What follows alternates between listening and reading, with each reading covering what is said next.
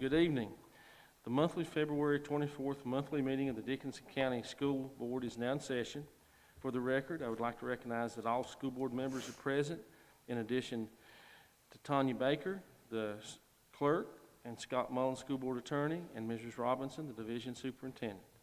At this time, I invite you to please stand for the Pledge of Allegiance and a moment of silence. I pledge allegiance to the flag of the United States of America and to the republic for which it stands, one nation, under God, indivisible, with liberty and justice for all.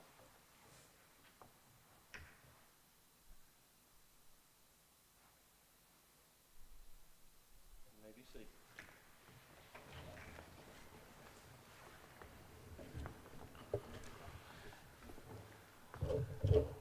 Board members, we have the agenda for tonight's meeting. Are there any additions or changes to the agenda? Mr. Chair, there are no changes to the agenda. Do we have a motion to approve the agenda? So move. Second. Any discussion? All those in favor, please say yes. Yes. Aye. Any opposed, please say no. Now that brings us to public comment. Mr. Hicks, will you please read the guidelines for public comment? Thank you, Mr. Setzer will be the bookkeeper or the timekeeper. A period of time for public comment will be designated on the meeting agenda during which the public may comment on issues related to public education. The Dickinson County School Board believes that citizens of the county should be heard and that it is an acceptable format for receiving public comment. After the public comment section of the meeting is closed, the public shall not be allowed to participate in general board member discussions regarding agenda items. Public participation with the board members regarding agenda items can be disruptive, and the practice is prohibited by Robert's Rules of Order.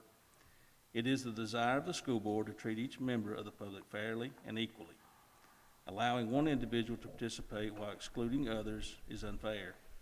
The board may hold such public hearings as may be necessary to allow the public to more fully express their concerns, or the board may place the public comment section of any meeting at the end of the meeting to allow additional public comments. While we do not wish to restrict the free expression of opinion, we feel that certain restrictions may be necessary so that order and reasonable standards of decorum may be maintained. We ask that the following standards to be adhered to. The speaker will be recognized by the chair. Each speaker will be limited to 5 minutes. Speakers will refrain from the use of vulgarity or profanity and will avoid negative or embarrassing comments directed toward specific children or students. Board members should not respond to issues presented by speakers unless clarification is necessary. Matters of concern raised under public comment will be referred to the proper official for investigation and future board consideration if necessary. If any of the members of the public would like to call in and speak during public comment, please call 835-1620. For public comment, we would like to recognize Kathy Music with VPI.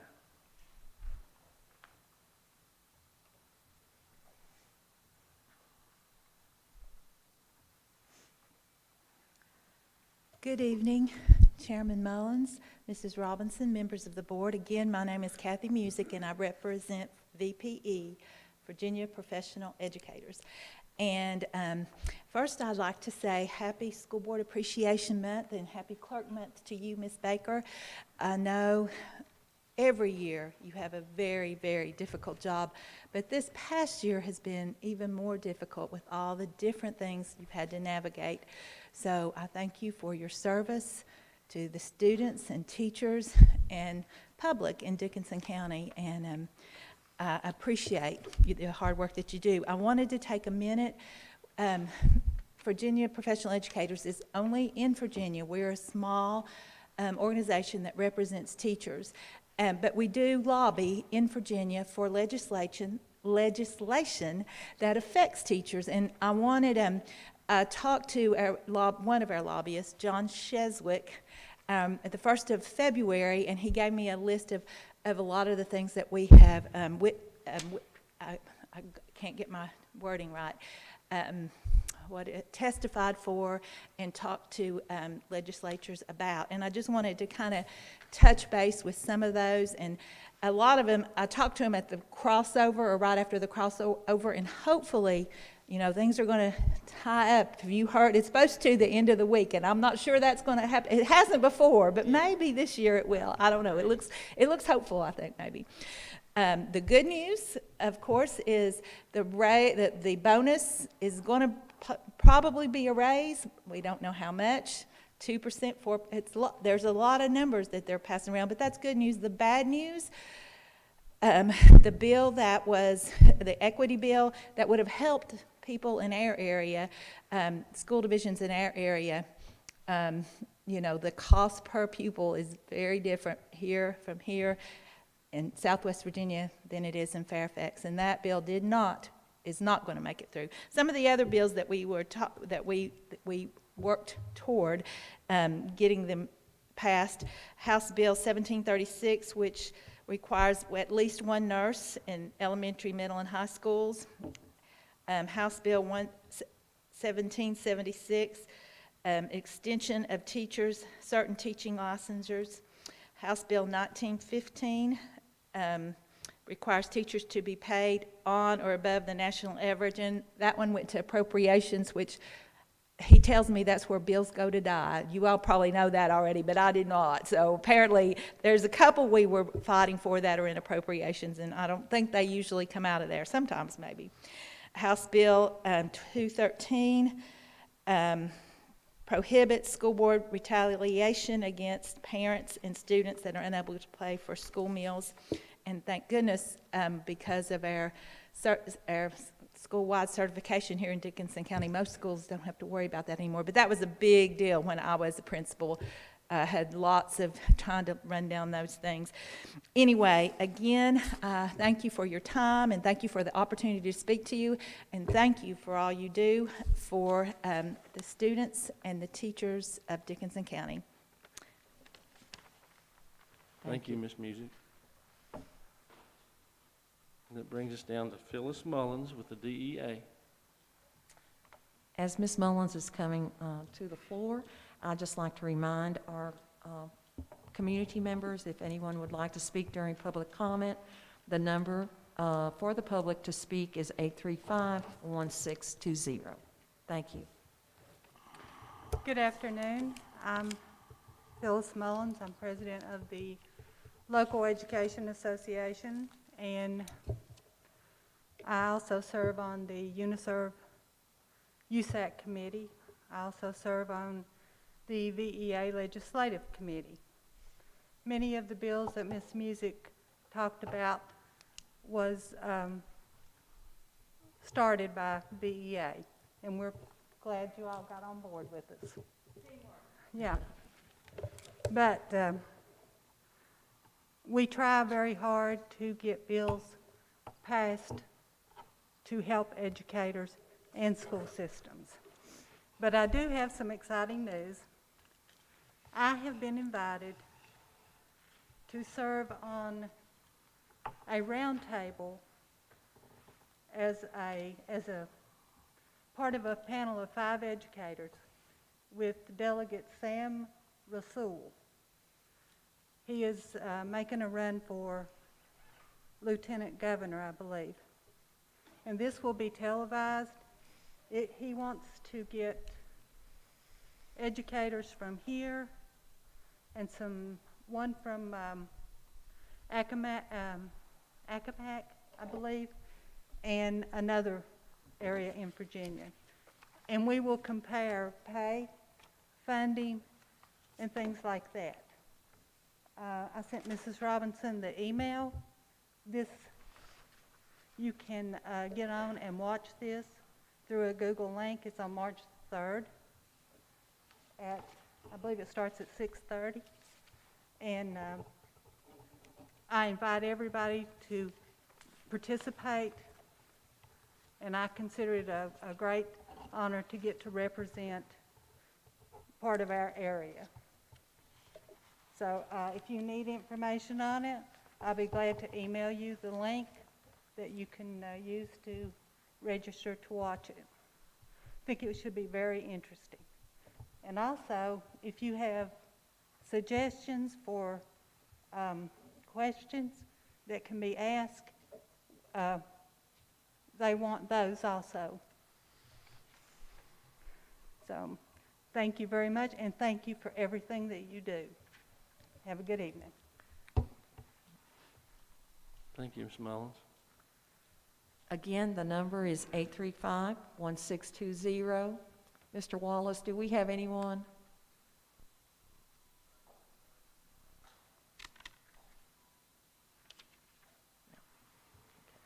Mr. Wallace?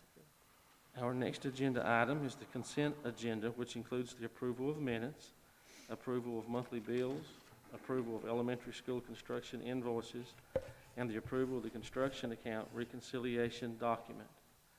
Any questions or discussion on the consent agenda?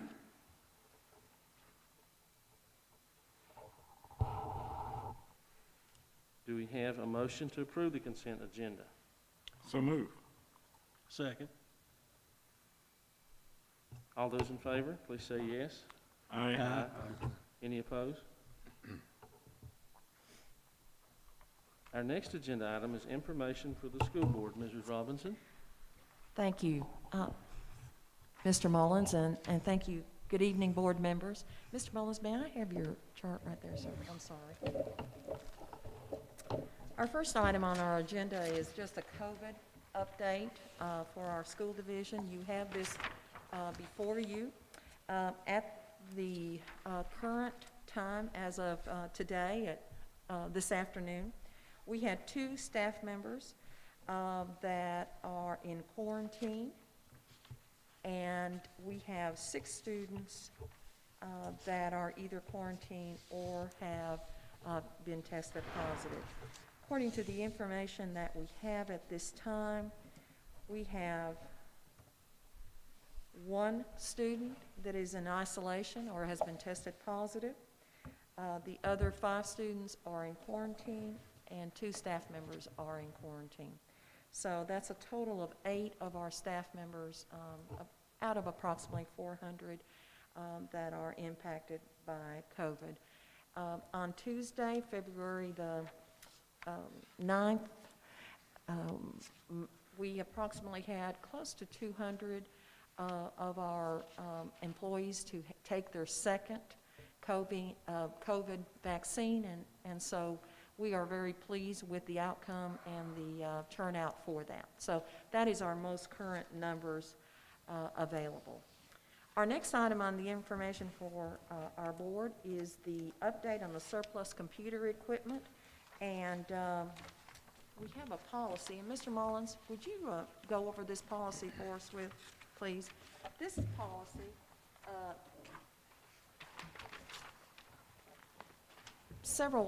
I would say about 2 months ago, Kevin Mullins with the Kiwanis came and spoke to the board about the possibility of the board's considerations to donate old computers, outdated computers, to the Kiwanis. We understand that there is a group, a community group that would like to set up a center for parents, for community members, for students with computers. And we discussed this as a board, and then I've asked Mr. Mullins if he can provide further guidance on this issue. Mr. Mullins? Yes, members of the board, in a nutshell, the policy DN that you've just been handed, the applicable portion of that is the very last sentence that reads, in addition, the school board may donate such obsolete educational technology, hardware and software and other obsolete personal property to a Virginia nonprofit organization which is exempt from taxation under Section 501c3 of the Internal Revenue Code.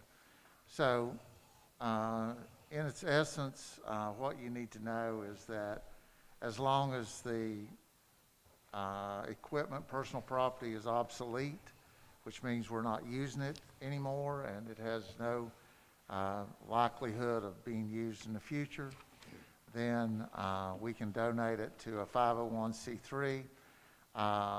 And as I understood it, the folks that have requested this are the Kiwanis. They are a 501c3.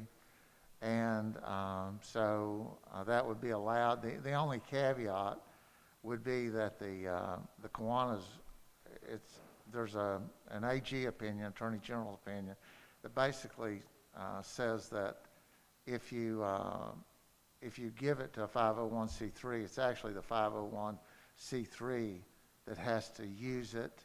You know, they can't just be a straw person and a flow through. You know, you can't give it to a 501c3 and then they turn around and give it to their first cousin or to another entity that's not a 501c3. So as long as the Kiwanis are going to be at the helm of the ship, and as long as the Kiwanis are the ones requesting this, then all obsolete technology, personal property, we just need to determine what we have and what they can use and make it happen. I think I can certify or guarantee that the property will be used for children that do not have such property, and it will be used for educational purposes only. So I think with that guidance, and Ms. Robinson may want to chime in, but it may be appropriate for a motion to have Ms. Robinson do an inventory of the obsolete personal property that would be available, and to contact the appropriate individuals within the Kiwanis Club and see what of that inventory they could use, and then after that process is over, to go ahead and make the donation to them of any obsolete personal property or technology that's available that they can use. I'll motion for that inventory and to have that communication with the Kiwanis. Second. All those in favor? Aye. Ms. Rawson, is community services and social services involved in this in any way as well? I'm sorry. Are community services and social services involved in this at all? I'm not, do you know, Dr. Lyle, if social service or community services are involved with this? I'm not sure. I think community services is involved, but I'm not sure about the other. I think it was going to be used with some adults maybe that were in need of, maybe that have some problems with drugs, et cetera. Sure. That they're going to use this and bring them along in a proper manner as they can, and that wouldn't violate. No, sir. As long as the entity that's using it, they can use it for youth, adults. As long as they're using it for a charitable purpose under 501c3, it's allowed. Right. Very good.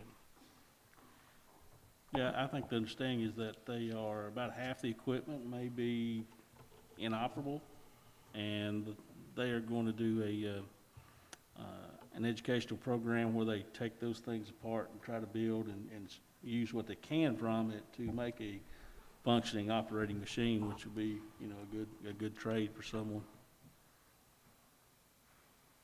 I've been told that they will clean all information and replace a hard drive, so it would not be any of our information going to the student.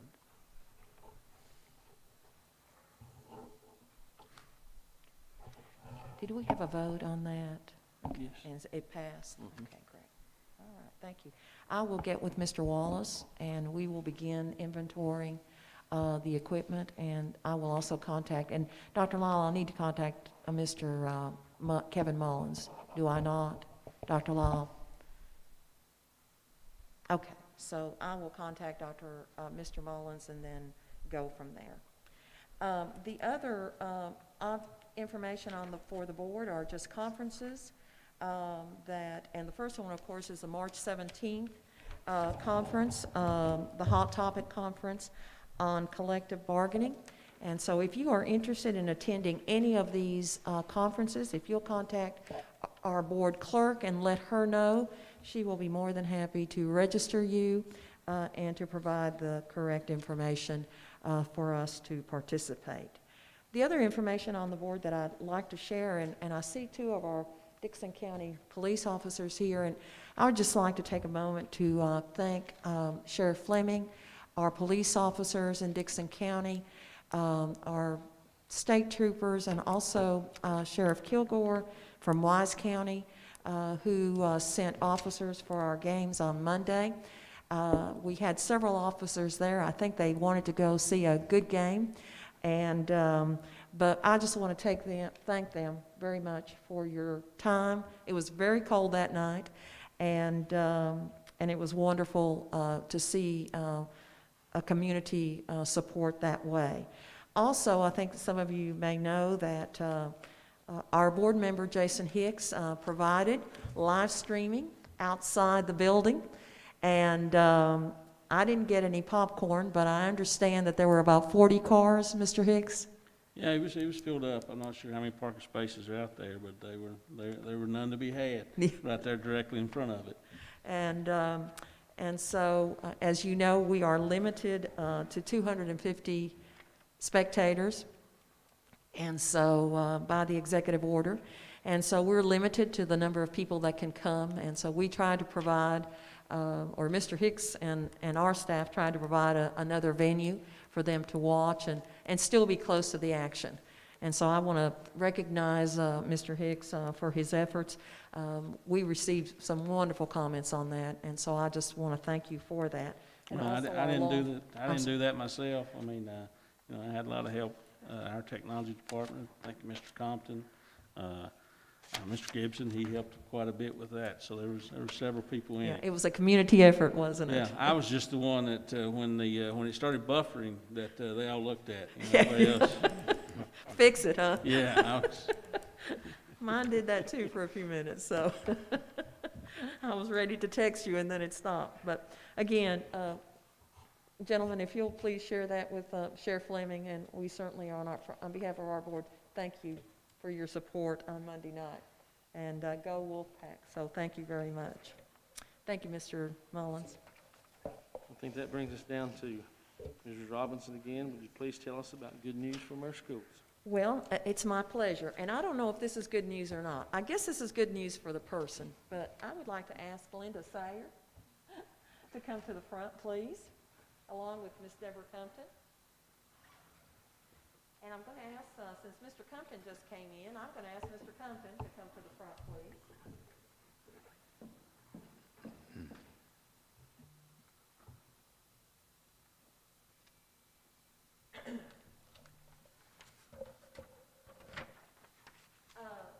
Board members and ladies and gentlemen, Miss Linda Sayer has been a cafeteria manager for our school division for 30 years. And unfortunately, she is retired. I cannot tell you the void that Linda leaves with us. The reason that I asked Mr. Compton is that Linda was the cafeteria manager at Irvington High School. And they were there together for many, many years. When everything occurred, of course, Linda went to Irvington Elementary School, and Mr. Compton went to Flintwood High School, but then when Ridgeview opened, they were together again. So thank you, Mr. Compton, for being here. I know that means a lot to Miss Sayers. Miss Compton has worked with Miss Sayers probably close to that many years. 28 or 29. Again, if we had to count how many people and how many children and how many families Miss Sayers has fed throughout her career, it would be unimaginable. My experiences with Linda is that she always has a smile.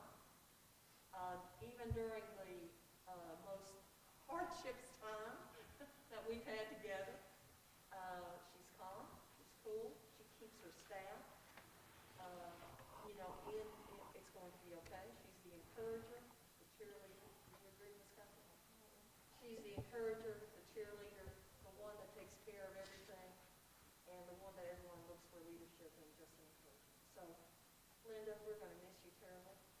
We wish you the very best, though, and thank you for serving our children and our families. I've often told the cafeteria staff that it doesn't matter if the superintendent is in her office or not. Nobody knows and you know what. But if our cooks aren't there, it's a huge issue because our children are not getting fed. So thank you for providing that. Mr. Compton, would you like to add anything, sir? I think you said it very well. She certainly has. And Ms. Compton? And Ms., for the last 5 years, Ms. Sayers has been the manager of of Ridgeview High School and Ridgeview Middle School, feeding approximately 900 students a day. And so you can see her work, and then through the pandemic, feeding all of our families and so on. So Linda, with a broken heart, I'd like to share with you Linda Sayers in appreciation for your 30 years of service with the Dixon County Public Schools, January 1, 2021. Ladies and gentlemen, would you please stand to honor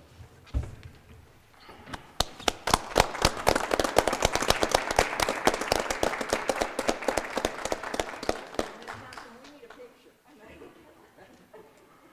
Let's get over there, come on. And Mr. Simmons, would you like to take this picture so that Ms. Thompson can get in here also? Thank you.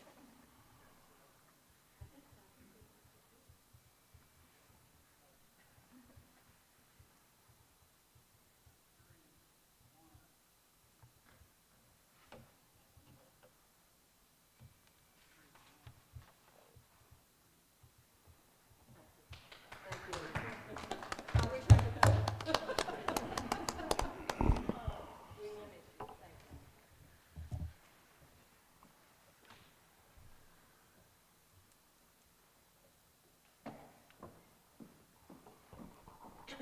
you. Mr. Chairman, can I say something, please? Absolutely, yes, sir. Miss Sayers used to ride my bus back in the 1970s. Do you have some information on Ms. Sayers Well, we can use for blackmail, sir? All I'll say is I was blessed in life to work with all three of those individuals that stood there, and I'm very proud of all three of them, and I'll say that in front of everyone, and I mean that sincerely. I wish you the best. You can give your best to your mom. She retired from the school division around 2003 or 4, I believe.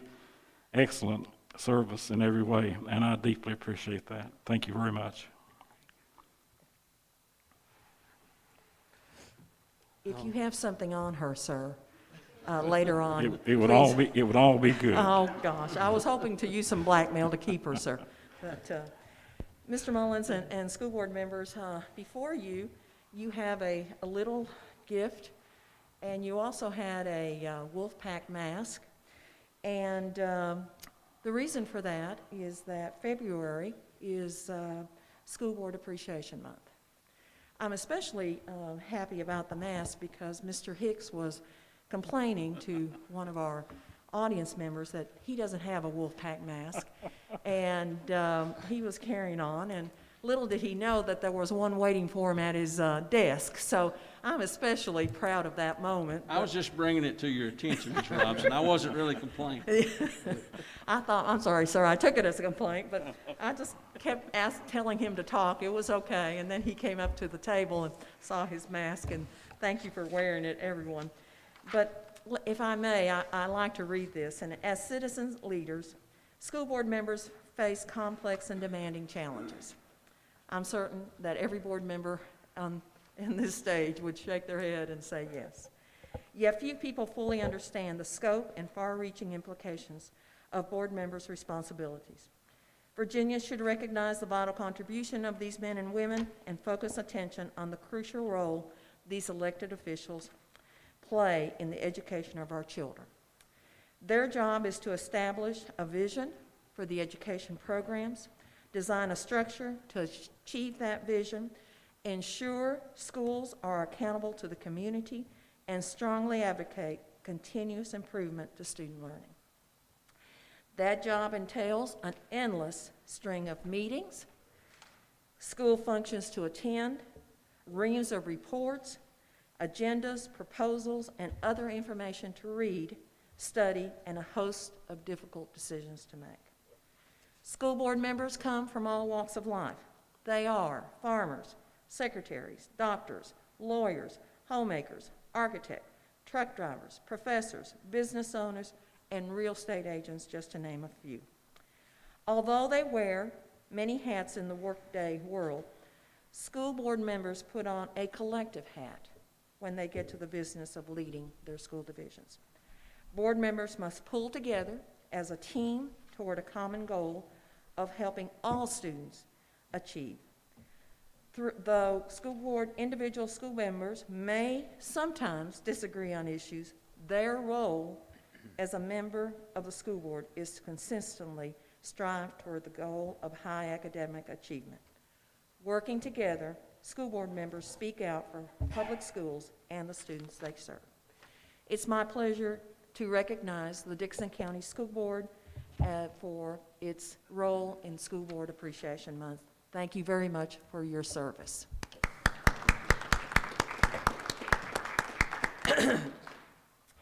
And also that Mr. Hicks got his Wolfpack mask. I'd just like to add that again. My thought is that if, I think being a school board member during a pandemic must grant you extra blessings is all I can say. So thank you for your leadership during this very difficult year. Also, oh, and one more thing I need to read regarding that. In recognition of the dedicated service of school board members throughout Virginia, this month has been designated as School Board Appreciation Month. Another important person of the school board who we are very, very happy to recognize, and that's School Board Clerk Appreciation Week. Tanya has been with us nearly a year and has done just a fantastic job. And we appreciate Ms. Baker in our office. I know that you can call her, and she's always available, and if she doesn't know the answer, she will get back to you, but there's more and more answers she does know. And so I would like to recognize Tanya for what she contributes not only to our school division, our school board, but to all of us. Tanya, thank you very much, and would you please help me to recognize Tanya?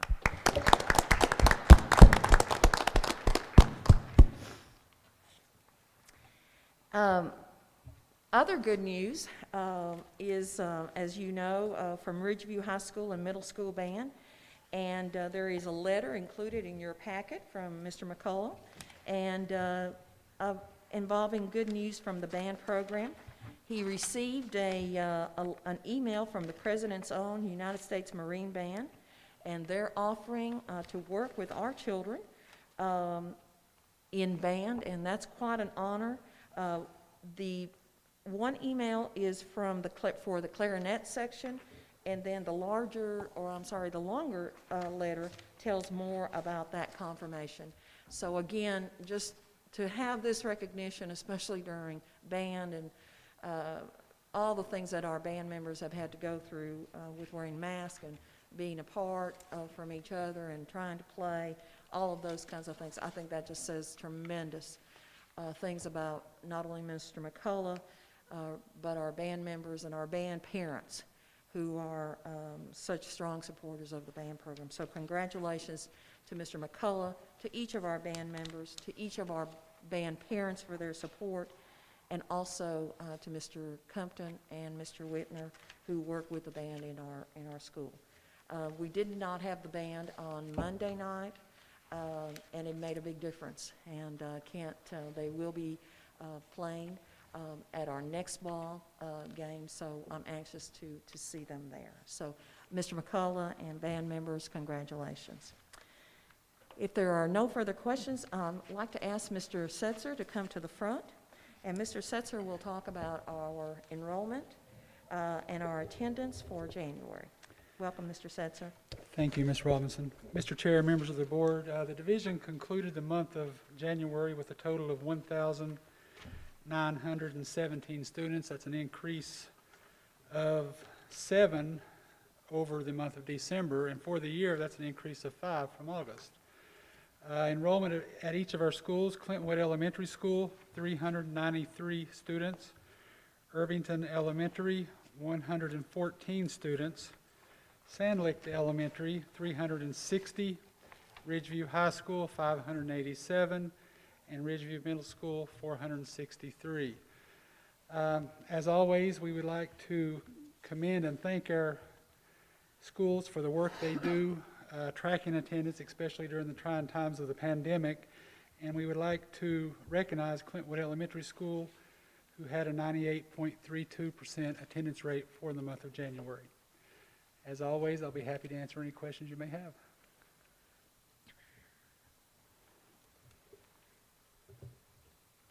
Thank you. Thank you. And one more good news. It's my pleasure. As you know, Mr. Barton went to another position in December, and so we have all been very anxious to welcome a new Director of Business and Finance, and I'd like to introduce the board to Laura Taylor. Ms. Taylor, this is her first board meeting here, and I think she met some of you already, but Ms. Taylor, thank you. You're coming to work with a terrific team of people, and it's our pleasure to have you with us. Ms. Taylor will begin on March the 9th. She likes her office, by the way. She's already seen her office, and so she likes her office. That's always good, that they like their office. And so we are excited to have her here, and we're excited for her to become a part of our organization and to help us with the funding and to continue to provide the quality education that we do for our children. And so, Ms. Taylor, welcome. It's a pleasure to have you with us. And I won't ask you to say anything because I wouldn't put you on the spot that way. So, but next time, okay? Yeah, okay. All right. Mr. Mullins, that finishes the good news from our schools. Thank you, sir.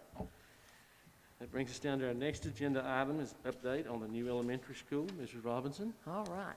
And I'd like to ask Mr. Tim Burge to come to the front, please.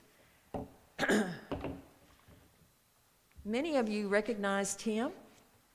Mr. Burge will be the construction superintendent for Skanska.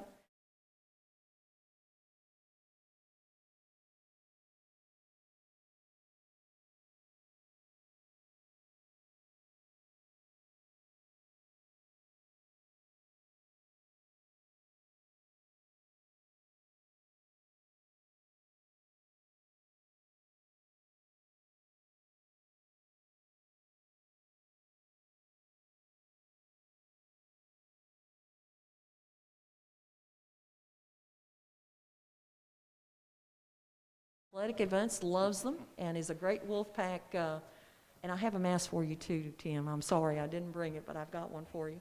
But he also is a great supporter of Wolfpack, and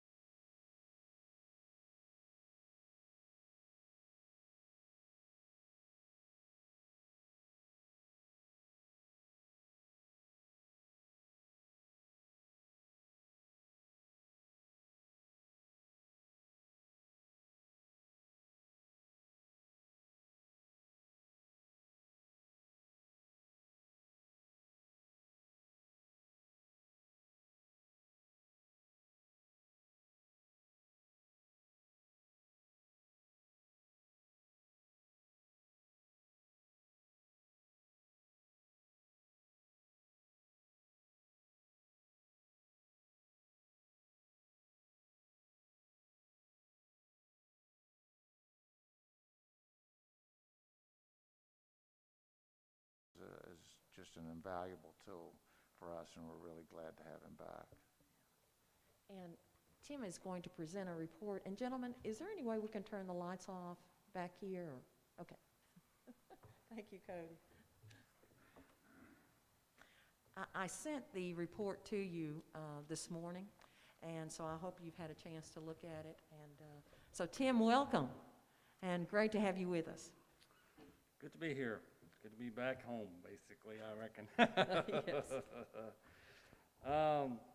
Yes, the elementary school is underway. The comprehensive agreement was executed early in the month of February. The early site package mobilization started mid-February. The main building bidding package has now been vetted. Quisenberry is continuing to finish up the final things in there, but the bids came in very favorable, and we will be able to add the extra 2 classrooms along with the equipment in the gym. So it's very pleased. I was concerned that it may not come in, but thankfully it did, and it'll be a great asset to the school system here at Ridgeview. The project remains in budget as planning continues for procurement, FEP, and technology. The project also remains on schedule with substantial completion anticipated for late summer 2022. Last week, Quisenberry began their mobilization, started putting up the fence in the cold weather. So they completed the fence yesterday. They should be bringing in job site trailers maybe this week, but maybe next week. Not for sure exactly the delivery dates, and get those set up. So when we get the DEQ permit back approved, that we will be able to proceed with relocating utilities and begin building the building pad for the new school. The main building itself should start in April, start footings, and begin the construction of the actual building. Work request has been sent to AEP to move the power from the back, and that should happen. I'm sure they've been delayed a little bit with all the weather and what's been going on with the ice and snow and everything.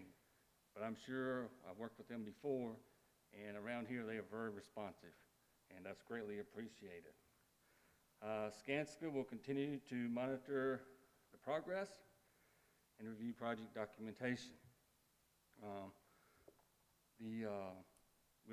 Right now, as far as procurement, we are working with Foundation Systems to get their inspections and packet for the main building approved and reviewed. And we're working with Dickinson County with the planning and the procurement of activities for like FF&E, low voltage systems, and then technology. So the project is underway, looking forward to it, getting back up here and enjoying the area. Next picture, I got a few photos here. The one on the left, that was last week. I feel for those guys. It was very cold last week when they were working. They were putting up the fence. I think the fence got blown down about 2 times. So they got it up and braced. But next one. As you can see, here's to the right side of the middle school at the front of the school, and then the back entrance where the construction traffic will be coming into the job site. There will be a set of gates there on the right picture that will be where they will be locked at night and where all the construction traffic should come in. Next. And then this week, these are pictures were taken this week. As you can see, most everything is completed. Yesterday, they were finishing up the last probably 200 feet of the chain link fence along the bank. So I'm looking forward to seeing some dirt start moving, and looking forward to getting that DEQ permit approved. Any questions?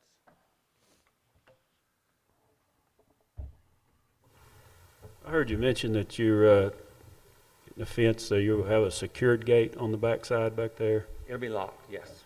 Okay. It'll just be chained and locked. Okay. Just looking into that, just to make sure that we are able to use the back gate of the main entrance that comes to the football field. I Yeah, guess my that would be- understanding with that one is there'll probably be a combination lock put there, on the gate out next to the road. And, it will be locked at night, either by custodians or the, Quisenberry, depending on who's the last to leave. And then the school would have access to the locking it and unlocking the lock. Okay. But there's also be a set of gates into the construction site. Yeah, I was just thinking of trying not to bottleneck everybody coming around here, Yeah. especially because we're going in the back way for athletic purposes. So it should be open during the day, and be able to open it at night for any, football activities or anything else that may Okay. be going on. Good deal. Any other questions? You mentioned equipment for the gym, and was glad the way those came in. Exactly what equipment were?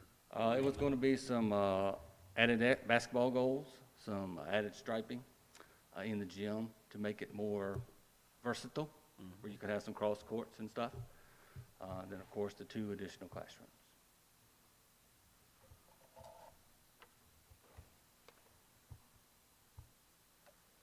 And we'll be watching all the dollars and making sure that we're not paying for something that we're not supposed to.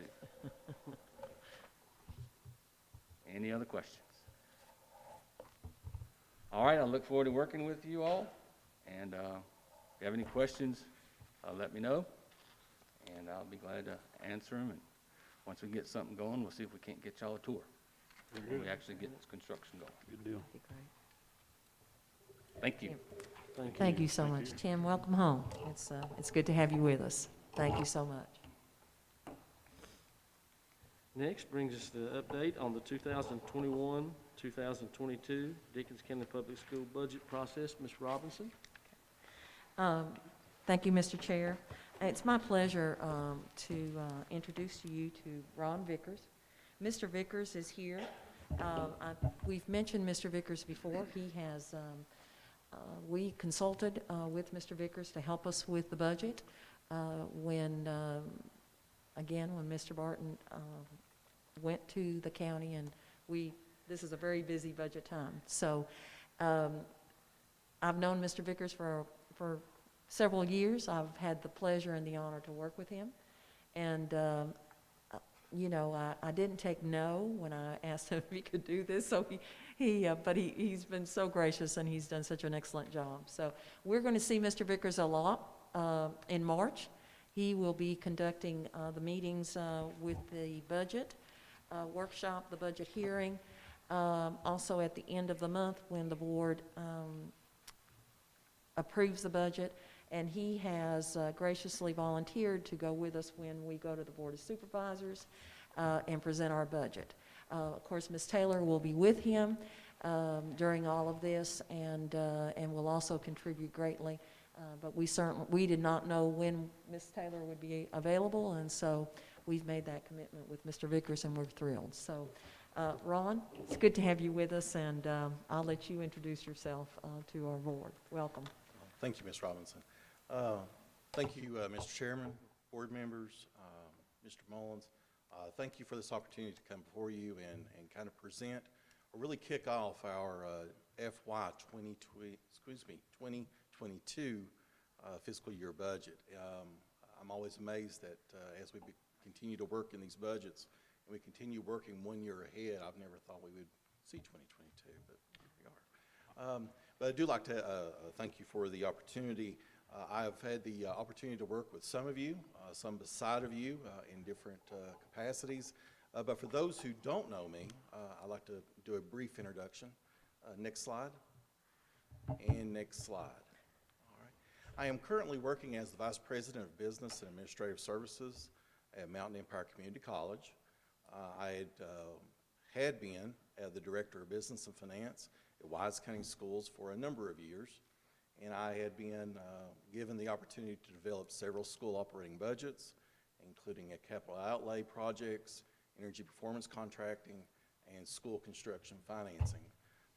Some of those pertain to a lot of different budgets that were very favorable for the school division. Some were very lean years or scarcity. And I found out that each budget is its own individual issues, has its own goals, has its own difficulties to overcome. And during those years, you've learned a lot about taking each step one by one. I've also provided several consulting services for local school divisions, Scott County Public Schools and City of Norton. And just to kind of get into more of my educational, I graduated from Clinch Valley College, which could tell you probably a little bit about my age. And also I got an MBA from King College, and also my educational specialist degree from Lincoln Memorial University. But thank you for allowing me to come. Next slide. The next thing we'd like to talk to you about is exactly what a budget's purpose is in a local school division. Next slide. And I hope you can read this. This is basically your mission statement for Dickinson County Public Schools. And the one part I did really enjoy about it was this portion: to provide a safe, nurturing environment to educate and inspire students to become lifelong learners and to encourage intellectual, social, physical growth in a diverse and changing society. I think it's a wonderful statement, and it's definitely been challenging in the last year dealing with everything that we have dealt with. If you'd have told me last year about this time, what we would have had to have adapted to, what we have had to move our classrooms to, what students would have to do to get through a particular day, it would have been hard to imagine. But in the light of all those struggles, I am amazed at the ingenuity, the innovation of our students, basically everyone pulling together and really performing the educational tasks to make sure our kids are not left behind. Next slide. The annual budget is to facilitate the best educational experience for all students. So as we have these meetings and we continue to talk about how the state and local revenue will bear out and how those will affect individual line items, we always try to keep in focus of who is actually going to be the beneficiary of those funds. And it's our students. It is to better give them a good learning environment, and not only that we come into a building that is clean and is warm or cool and has good electricity and wonderful technology, but also a place that it's safe for them. They come from different backgrounds and different circumstances, that they can also come and get a warm meal, can be fed and be taken care of during the time that they're here. So as we provide for these budgetary items, we're also keeping in mind that we're not only taking care of their instructional, but also sometimes their physical and emotional well-being. We also want to provide the best teachers, staff, and administrators that we can provide for our students. I think we all agree that our students should be given the best opportunities to do what they need to do and accomplish the goals in their lives. And as we develop these budgets, we always keep that in mind. We want to make sure they do have the very best. Next slide. All right. For this individual budget, we'll be looking at several hurdles we'll need to address. We would like to develop teacher and staff salary increases, and I think during some of the presentations tonight, you've heard of different percentages being thrown out in the General Assembly. We will talk a little bit about those, and we will try to keep up with the ever-changing sways in the General Assembly about how the discussions are given about what should teacher and staff salaries look like. I'm glad that they have moved away from the governor's introduced budget that only had a bonus attached to it, and looking for something that actually affects teacher and staff retirement and basically goes toward their 3-year average. We want to support an ongoing mission of providing the best educational programs and experiences for our students.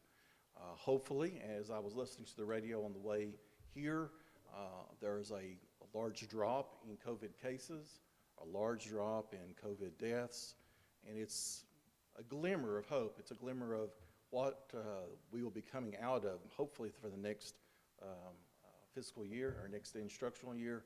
Hopefully we will not have to jump through as many hoops as we had to in the past, and make sure our students are here face-to-face with us on a daily basis. But we also want to listen.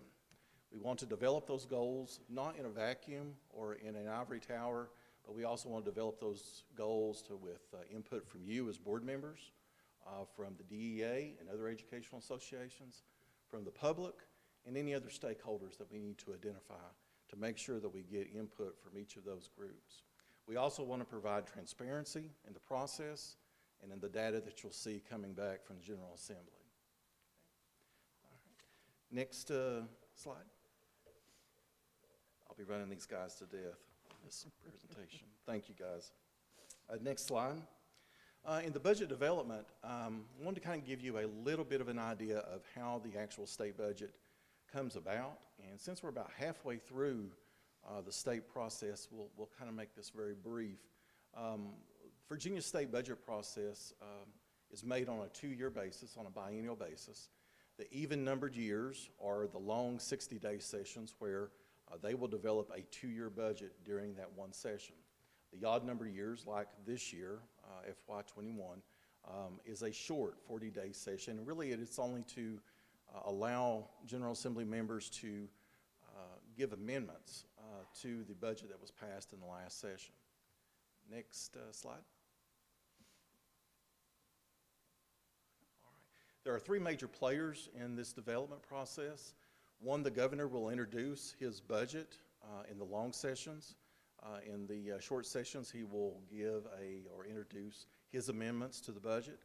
The House and Senate will look at that and customarily dismiss it. They definitely do not go forward with the governor's budget. In all the years that I've seen, I've never seen one house take it and run. The House of Delegates and Senate will amend the governor's budget with their own bills. And on those short sessions, or what we call a caboose session, they will just make some amendments. So it should be very short, should be just tidying up things. But I would like to say that during COVID-19, nothing is as usual. And they are definitely dealing with a lot of different things, a lot of different budgetary items that I have not seen in a budget in my experience, and has been kind of encouraging that they see that there are some hurdles to jump over. Next slide. All right. The House and Senate exchanges their budget amendments, and as we've heard, the crossover day was February 5th. They have exchanged each other's amendments to the budget, and will actually assign conferees of each house to meet and then negotiate out what the individual amendments will be for the final budget bill and their budget approval. This is one of the good things that we continue to look at as these discussions happen since crossover day. We hopefully come down to a very good agreement within salary raises, within some loss funding, some other SOQ changes we'll be keeping an eye on. Next slide. All right. The FY 21-22 budget in the second year of the biennium, and majority of what we're seeing is going to be derived out of budget revenue projections. This will drive some of the spending priorities, and luckily for the state of Virginia, the revenue has been holding steady. They continue to look at this on exactly how they have put money back into the rainy day fund and be able to provide some additional funding for education. Of course, there is continued federal support for COVID-19 goals. The 1 or 2 bills that I have seen come through have been very quick during the COVID-19 incident. We had a bill in December that passed that gave K-12 a lot of funds to help address some of the hurdles that we've had to jump over, some difficulties in making sure children get educated with the time away from class and virtual during some of those months. I am not for sure exactly what the new bill, the $1.9 trillion bill, will provide, but we are also keeping an eye on that and how it will affect this budget. Next slide.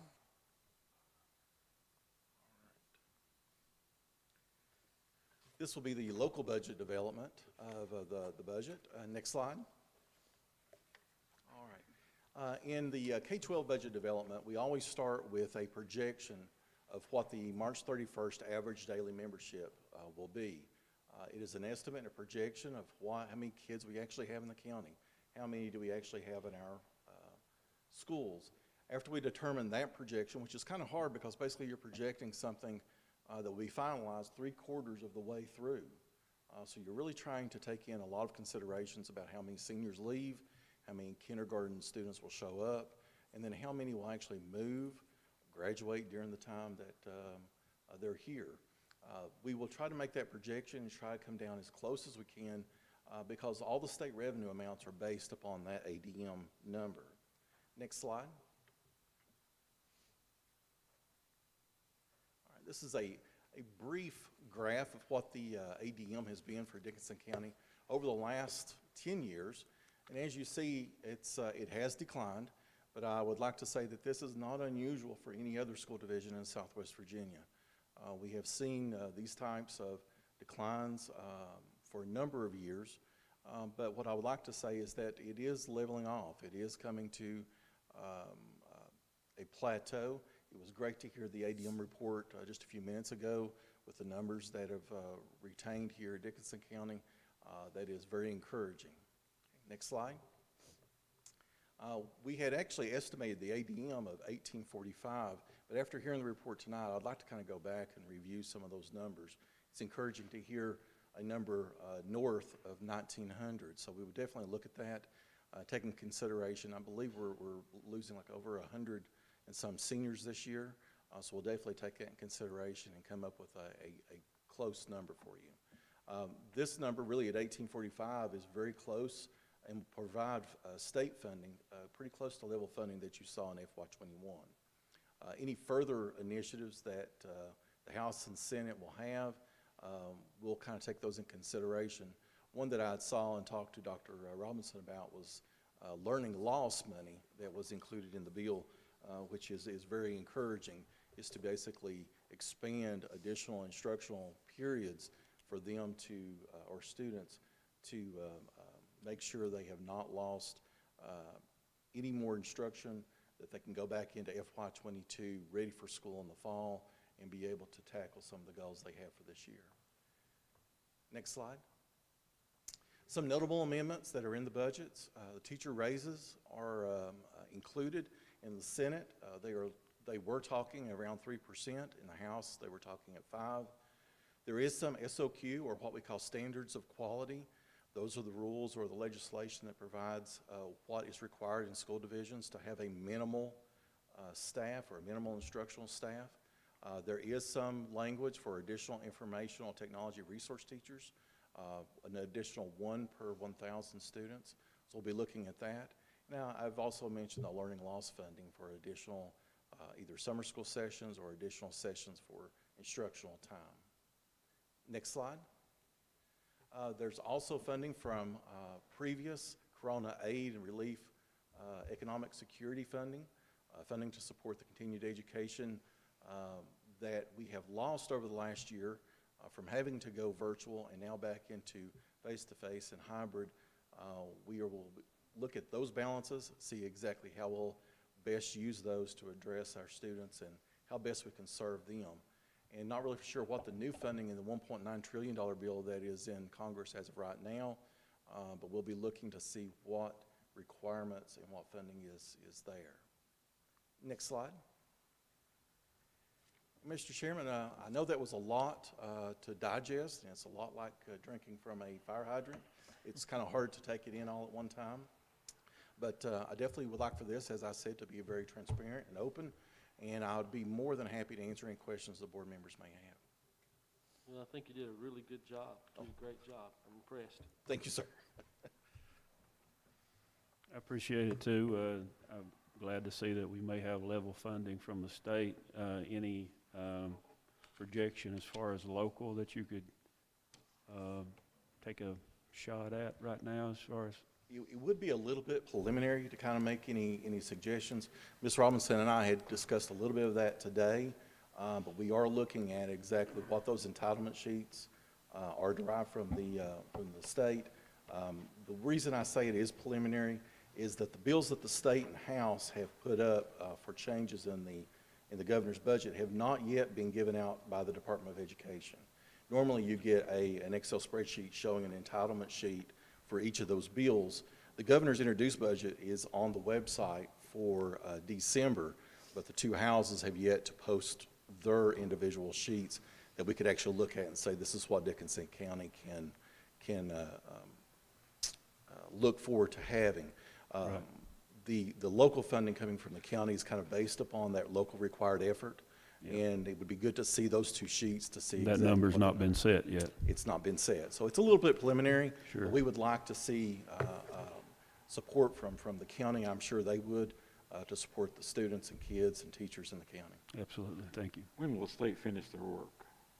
When will the state finish their work? Yes. It should be within the next couple of weeks, actually.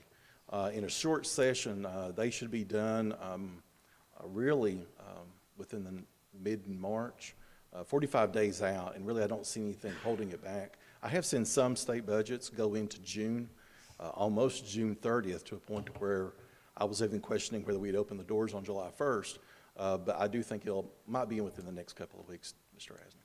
Thank you. You're welcome.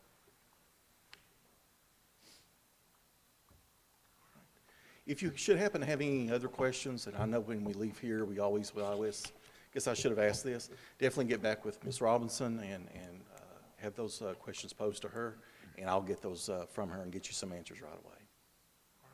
Thank you, Mr. Chairman. Mr. Vickers. Thank you, Mr. Vickers.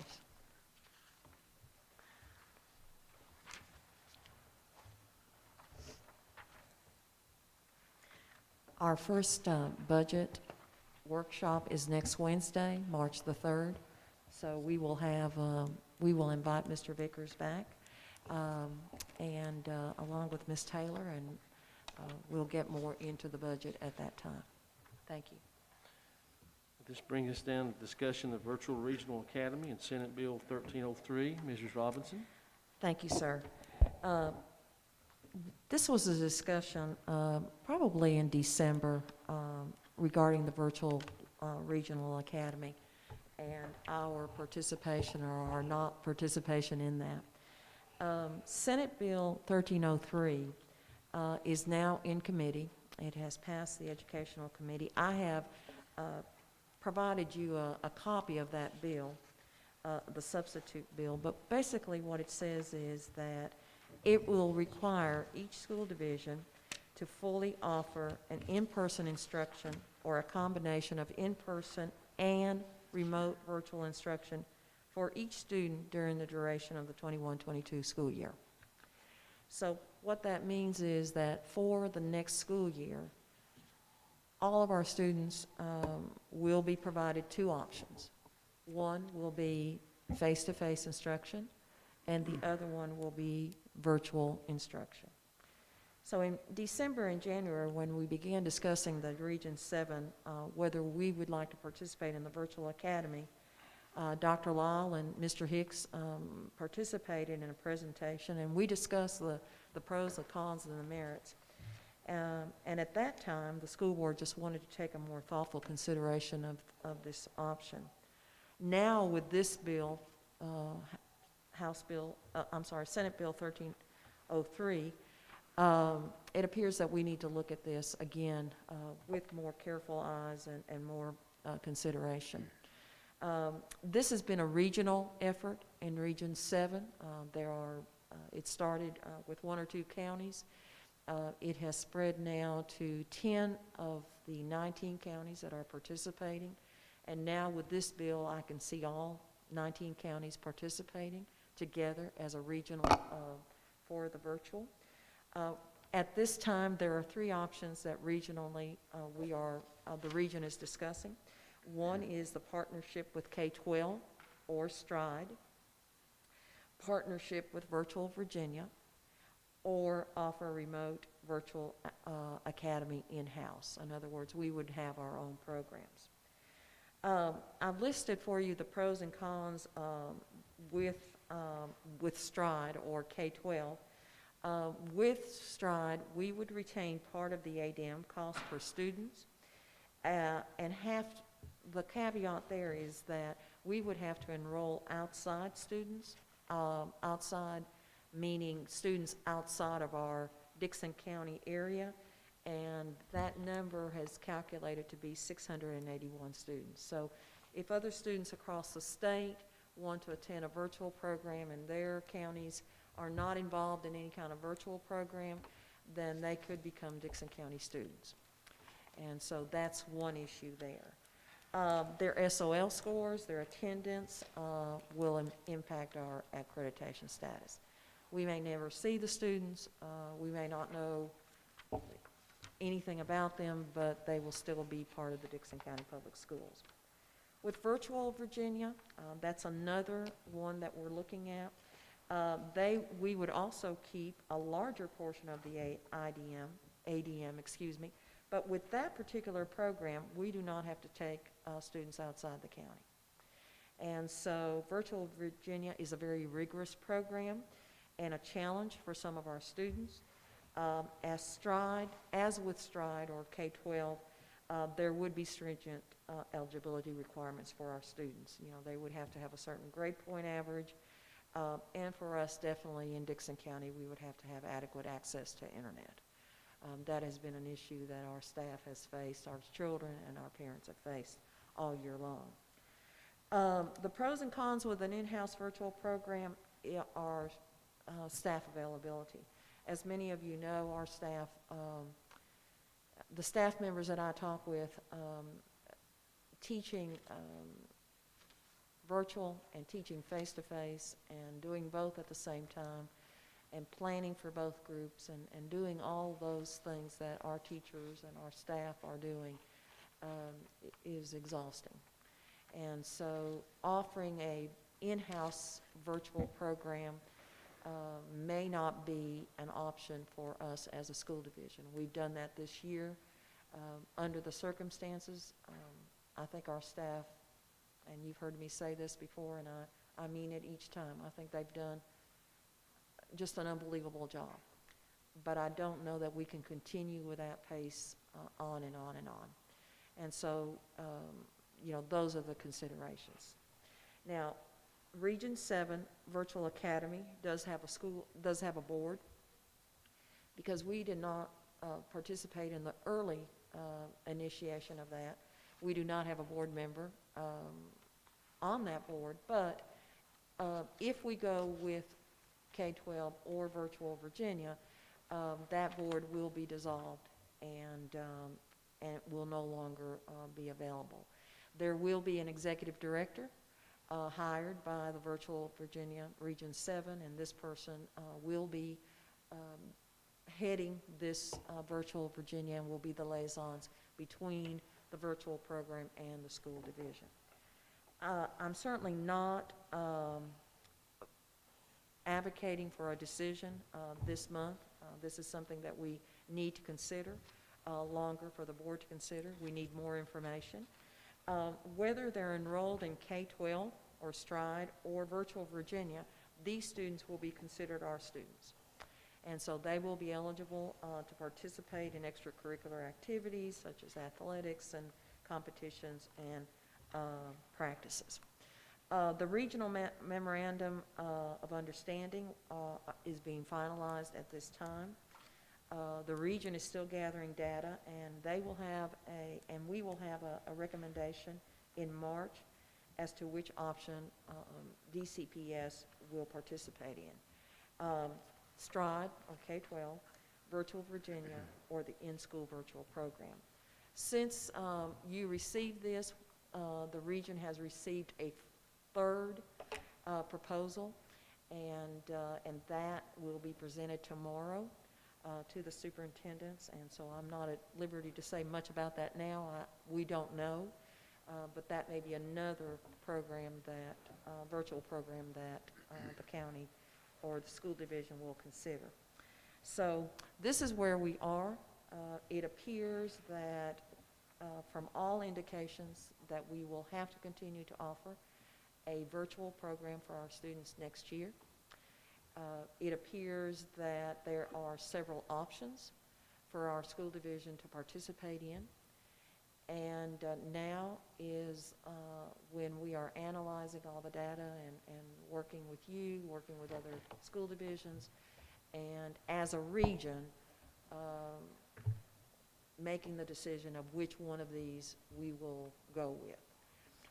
When we go as a region, instead of individual.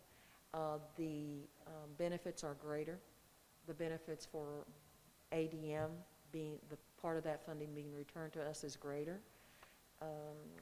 So there are benefits, there's power in numbers. So if a majority of our school divisions go together with this virtual academy, then the benefits, region-wide are greater. So I think that's definitely will be a recommendation for you to consider instead of us going by ourselves, in another direction. Let me stop there and see if you have any other questions or comments or anything that I can explain. Well, this has definitely changed from the original presentation a lot. Absolutely. Absolutely. Yes, At that time, it was a regional program. We would hire teachers to do this. I'm not saying this out of our region, but that was a concern of all districts in this, that, hey, we could lose some teachers to be doing this. With the partnership with K-12, and I guess maybe you can clear this up because I'm confused about this part. I know that with the region coming in together and doing this with K12.org, it's like $2,500 that we can, that would go to K12.org, and we could keep the remainder of the ADM money, which is good news for us. yes. But I'm assuming that they have given most school divisions extra numbers that they can take. Yes. I'm assuming by that some of our teachers would have to take on and teach some of those courses. They're not just going to say, here's 600 more kids and the ADM money that would come along with that, and we wouldn't have to do anything else with it. So can you kind of say what would be our responsibility in that? That's an excellent point, and I have not received clear indication in response to that. There are some school divisions that do not have to take any students, okay? Some of our smaller school divisions do not need to take any students, so it's really a win-win for them, and I'm so glad of it. They get to keep part of the ADM, and they do not need to contribute teachers or hire teachers or anything else. While they assure me that, Dixon County will not have to take 681 students, we have no guarantee of that. The other part of this is, that concerns me with K-12 and Stride, is that if our own students enter K-12 or Stride, they're not counted as part of the 681, okay? They're 681 from somewhere else. And so how does that impact us? The presentations we have received that they're prepared to take additional students.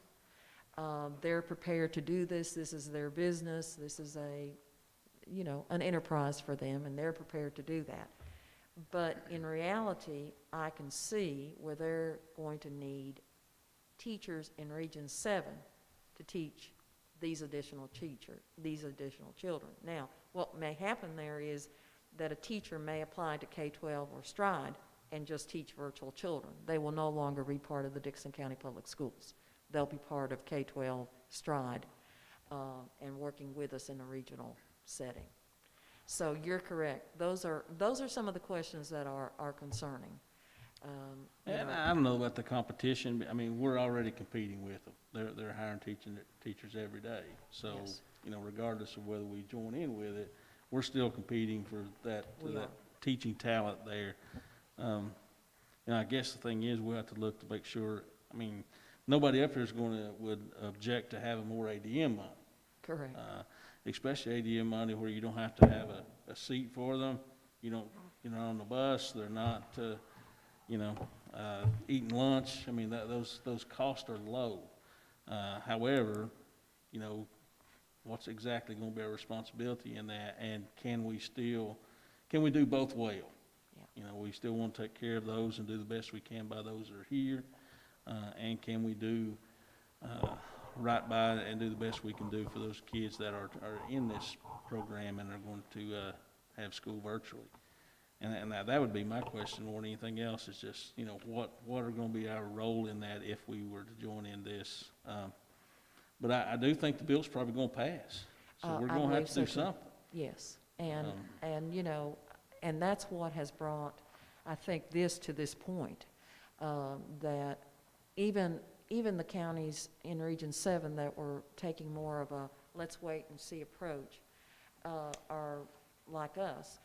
We are now saying, you know, we're going to have to do something. This is coming.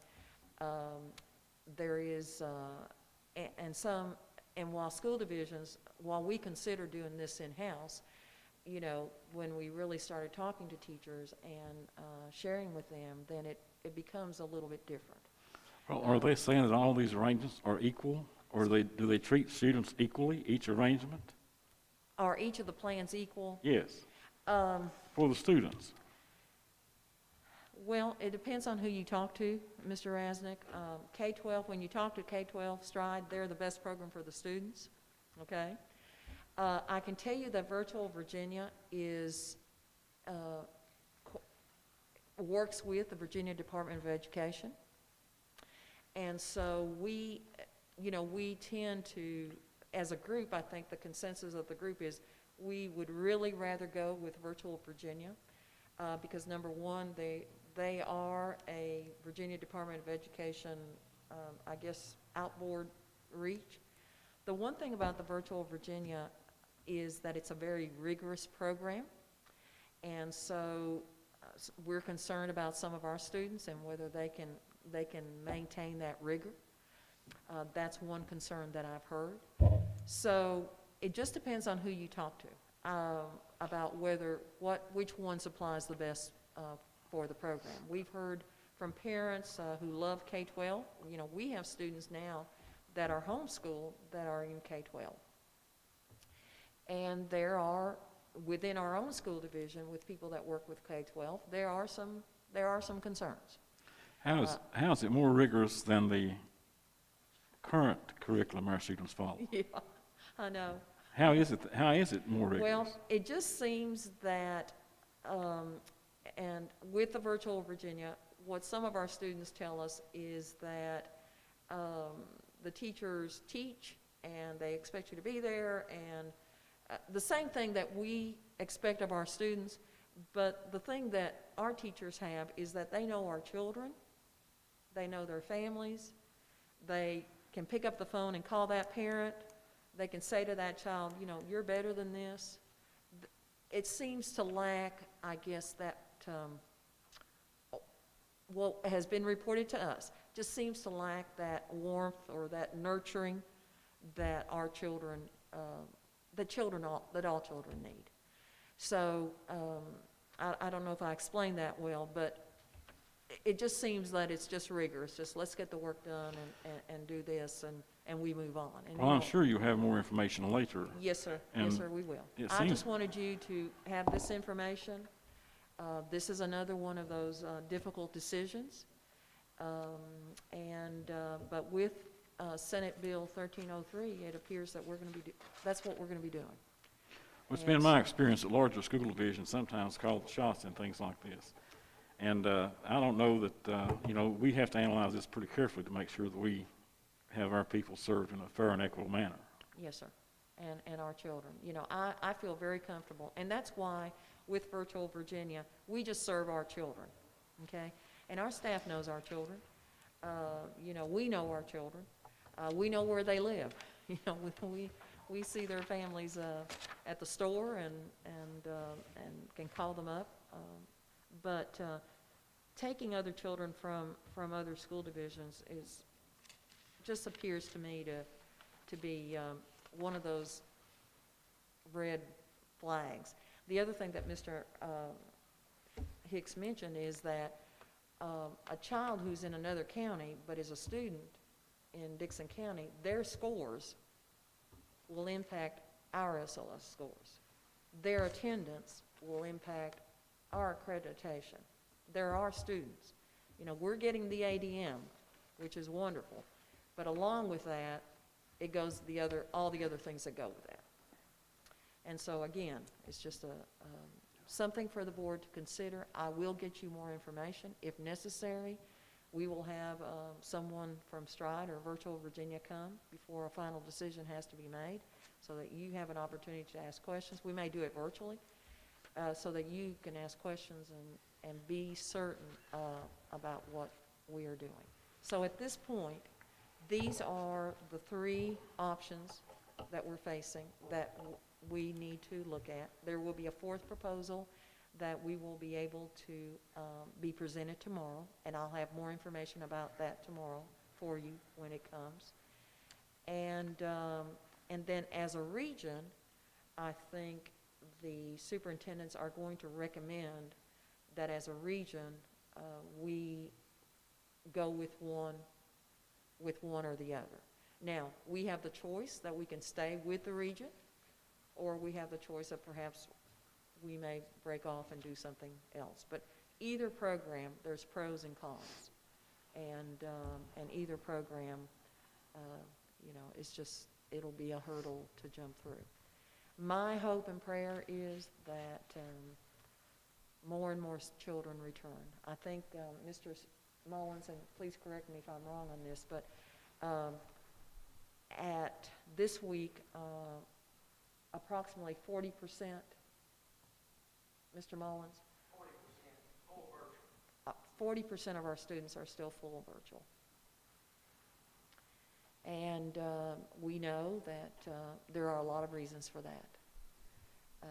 When we went to 4 days a week, we did get some students back, and we were delighted, and our teachers want all of our students back. But I would say that between now and the end of the school year, if a parent and a family have decided to go virtual, they will stay virtual for the rest of the year, okay? So it just depends on what happens during the summer. It depends about how soon the vaccines are, available for children, or will they be available for children? It's all of those things. But there are a lot of reasons that 40% of our children are virtual, and it is quite for some of our children that do not have internet and may not have the support at home. It's a hurdle. It's a huge obstacle for them. And that's why we will be talking about this, but we're talking about summer school, a 4-week summer school this summer. We're going to provide transportation in all of our schools for 4 weeks because we have children that we have to bridge the gap. The gap is just widening as the year goes on, and they're either not in school or don't have internet, or all of the reasons and above. Our children need to be in school not only academically, socially, emotionally. Our children need to be in school. We just need to have parents feel comfortable that coming back is a safe environment for them. Sorry, Mr. Rasnick. I don't know if I answered your question, but That's fine. Kinda It's went obvious. off a It's bit. obvious we'll have more information later. Yes, And, sir. Yes, I sir. know we have to wait on that. I just want to make sure that, if you got 3 choices here, and I don't know, is this all COVID driven, or is this just something that's going to go on forever if whatever comes into play here? right now, the way the bill reads is for 1 year. For 1 year. For 1 year. But the thought is that when virtual instruction was offered by the public schools, that a Pandora box was opened that we will not be able to close. Well, if everything goes, how do those people that put these things together, how do they address the kids that don't have internet in, Buchanan, Wiles, our county and others? How do they address those children? Well, we're not quite sure, except that in some qualifications, it says that to the parent that if the child is going to participate, they have to have internet, and they have to have adequate internet. And so that becomes another issue, because if the parent says, I live here and there is no internet, I would love to have internet, but I can't get internet. So you see all the issues that kind of Right. take from there. So there is a lot of questions. I think where we are is that this bill, I believe, as Mr. Hicks said, is going to pass, and we're going to have to work through the problems as it comes. We just have to work the problem. I'll make a quick comment on that. If, basically, agreement, with what Mr. Hicks has stated, it's changed a lot since the last time we talked about this issue. A lot different situation, going from what looked like optional discussion to a mandate from this bill. Just trying to get, I guess, my mind wrapped around, we were talking about, at that point in time, the region operating the virtual academy. Correct. So it sounds like we've steered completely in a different direction. Was that the board, the regional board, that steered us away, or is this the state saying these are your options? I think the main reason that the region steered away from the region doing it is because when we started as a region to look at what would need to be done in a short period of time to prepare a curriculum, staff, all of those kinds of things. The funding was a huge issue. The timing was a huge concern. And there was always that thought, can we do this and do it well? Okay. And so that was the first thing. After we, as a region, expressed an interest that we were going to we wanted to offer a virtual academy, then we started receiving all these proposals. Okay? And so that's when we thought, okay, as a region, we feel that we can provide a better program doing it this way than for us to reinvent the wheel when the wheel is already finished right there. And there were time constraints with obviously Absolutely. coming into play. Yes, the time constraints. I mean, this program, by August, we need to be ready.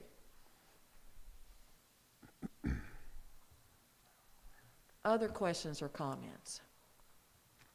With still the buy-in is 10,000? The buy-in is still 10,000, and that would be something that, and what Mr. Hicks is saying is that if the virtual, if a county or a school division is joining the virtual regional academy, there is a cost of $10,000. Now, there will be CARES Act fund that can pay for the $10,000. Mr. Vickers and Ms. Taylor and I will all look at the CARES Act fund because that's what we're going to use to pay for our summer school, our transportation. We've offered summer school before, but we've not provided transportation like we do during the school year, salaries for our teachers, paraprofessionals. We're going to have a 4-week school session during the summer, June the 7th through July the 2nd. That's what it will be. It will be an extension of the school year. And we hope that many parents and many students, will take advantage of that. Ms. Robinson, you mentioned that you felt like it was a red flag when we talked about bringing kids from other districts and those kind of things. I kind of feel like every kid in the state of Virginia ought to have the opportunity to attend the best school district in the state. Yeah, well, yes. Thank you. It's just the way we look at it, isn't it? Yeah, you got to look at it differently. That's true. Thank It's you, an sir, opportunity. for that perspective. I like it. Maybe it's a little red flag now, okay? It's just pink. We're fine. Yeah. Oh. Any other questions or comments? So keep this in mind. Please ask questions. Every question is important, and we're trying as quickly. Mr. Mullins and Mr. Setzer, was it Mr. Setzer? Several of us participated in a Zoom meeting with 2 other school divisions and trying to trying to get more information. We'll be doing that again. So, One question, if we opt in to the regional and pay the 10,000, how many students would we have from our system that go there to catch up to the 10,000? Well, that's a very good question. The $10,000 is a startup fee for the academy, okay? So if one of our children participates in K-12 or Stride, there will be a fee for that child to attend, but it will be a small fee compared to the $7,000 that we receive for that child for ADM. So we will have that child as a student. We will still get the $7,000 ADM for that child, but part of that will pay for this regional program, either K-12 or Virtual Virginia or something that way. What we're negotiating now is a smaller portion of the ADM to go to this third party, and that we keep most of the ADM. So the $10,000 doesn't play into that at all. It is just a startup, fee, just, so that they can do the things that the region will need to do to get this planned. So it's not an annual? No, sir. No, sir. It is not. Great question. Thank you. No, sir, it is not. It was originally 3 students. Yes. Now I think you look at if you to recover your 10,000. Yes. Because they were splitting the ADM money of 7,000, that would be $3,500 that were returned back to your school system. So if you had 3 students that chose K12.org over attending the regional academy within your district, or you just had maybe 3 homeschool children who decided to join your virtual academy, then 3 students would have covered that $10,000. And added, and then any above that would be added to your ADM. This be extra monies. Yes. Now I think with the Stride K-12, that number is 2,500, which would bring it to 4,500 versus the 35. So it's actually a little bit more money. Also, in the beginning, when we thought that we would do an in-house, the $10,000 was earmarked for the director's salary. So that is still in negotiations also. So the $10,000, and we've been told that, if part of that $10,000 fee is not needed, then it will be prorated back to the school divisions. So that's where that is with that funding. More questions than we have answers for, I think, would be a safe way. But it is something that it appears that we're going to have to look at as a school division. Other questions or comments or any other? Okay. All right.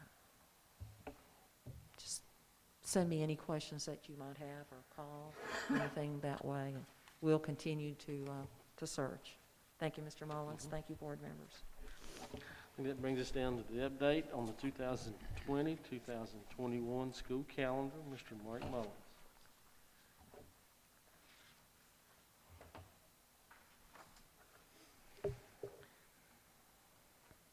Thank you, Mr. Chair, members of the board. Just to give you a brief update on where we are for the 2020-2021 school year. Today is school day 113. We've currently missed a total of 4 days of school due to the weather, meaning no in-person or virtual, okay? First year we've ever had to kind of clarify that. But 4 days of school that we have missed so far this year. So not that many. We don't have many adjustments, but because of those 4 days, we do have a few adjustments that we need to bring before the board. So just to give you an update, this past Monday, February the 22nd, was the middle of the third 9 weeks grading period. Our midterm progress reports should go out sometime this week. Some of them already have, but throughout this week, those should be going home. Friday, March the 5th, and Monday, March the 8th is our scheduled spring break for students. Schools will be closed those days. Thursday, March the 4th, that would be our last day before spring break. We are proposing that be a full virtual day, and the reason for that is normally on Friday we do our food distribution flash drive pickup. As we met with our school administrators, and I think Ms. Compton is still here with us tonight in the audience, but we tried to come up with a way to do our meal pickup on that Thursday when we would be in school. Our cafeteria staff would be feeding students in the building and then trying to prepare the food for delivery and also to get it delivered, have the cars come by. I think the last food pickup day that we had over 680 students pick up meals that day. I think that's correct. Yes. So when you're talking about 1,900 plus students and 680 picking up meals, you're talking about quite a large number of students. So as we discussed and tried to figure out, if we could do it in the middle of the day and avoid the buses and the parent pickup, we really didn't have a good solution. So we looked at and we're proposing a full virtual day on Thursday, March the 4th. On Tuesday, March 23rd, that is the special election for the District 38 Senate seat.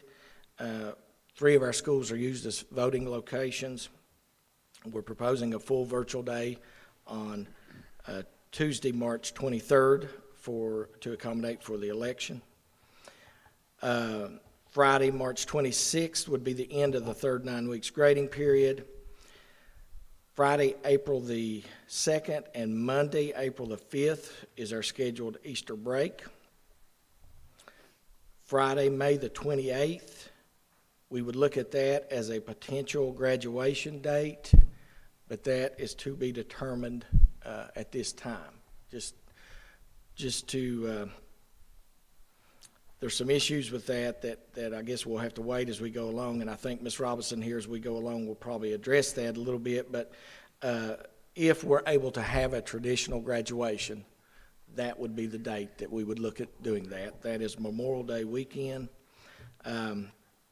Monday, May the 31st is Memorial Day. Schools will be closed that day. And Wednesday, June the 2nd would be the last day of school for students. Thursday, June the 3rd, and Friday, June the 4th would be scheduled teacher work days. And as Ms. Robinson just mentioned, we would look at starting a summer school program on Monday, June the 7th for 4 weeks, and that would go up until Friday, July the 2nd.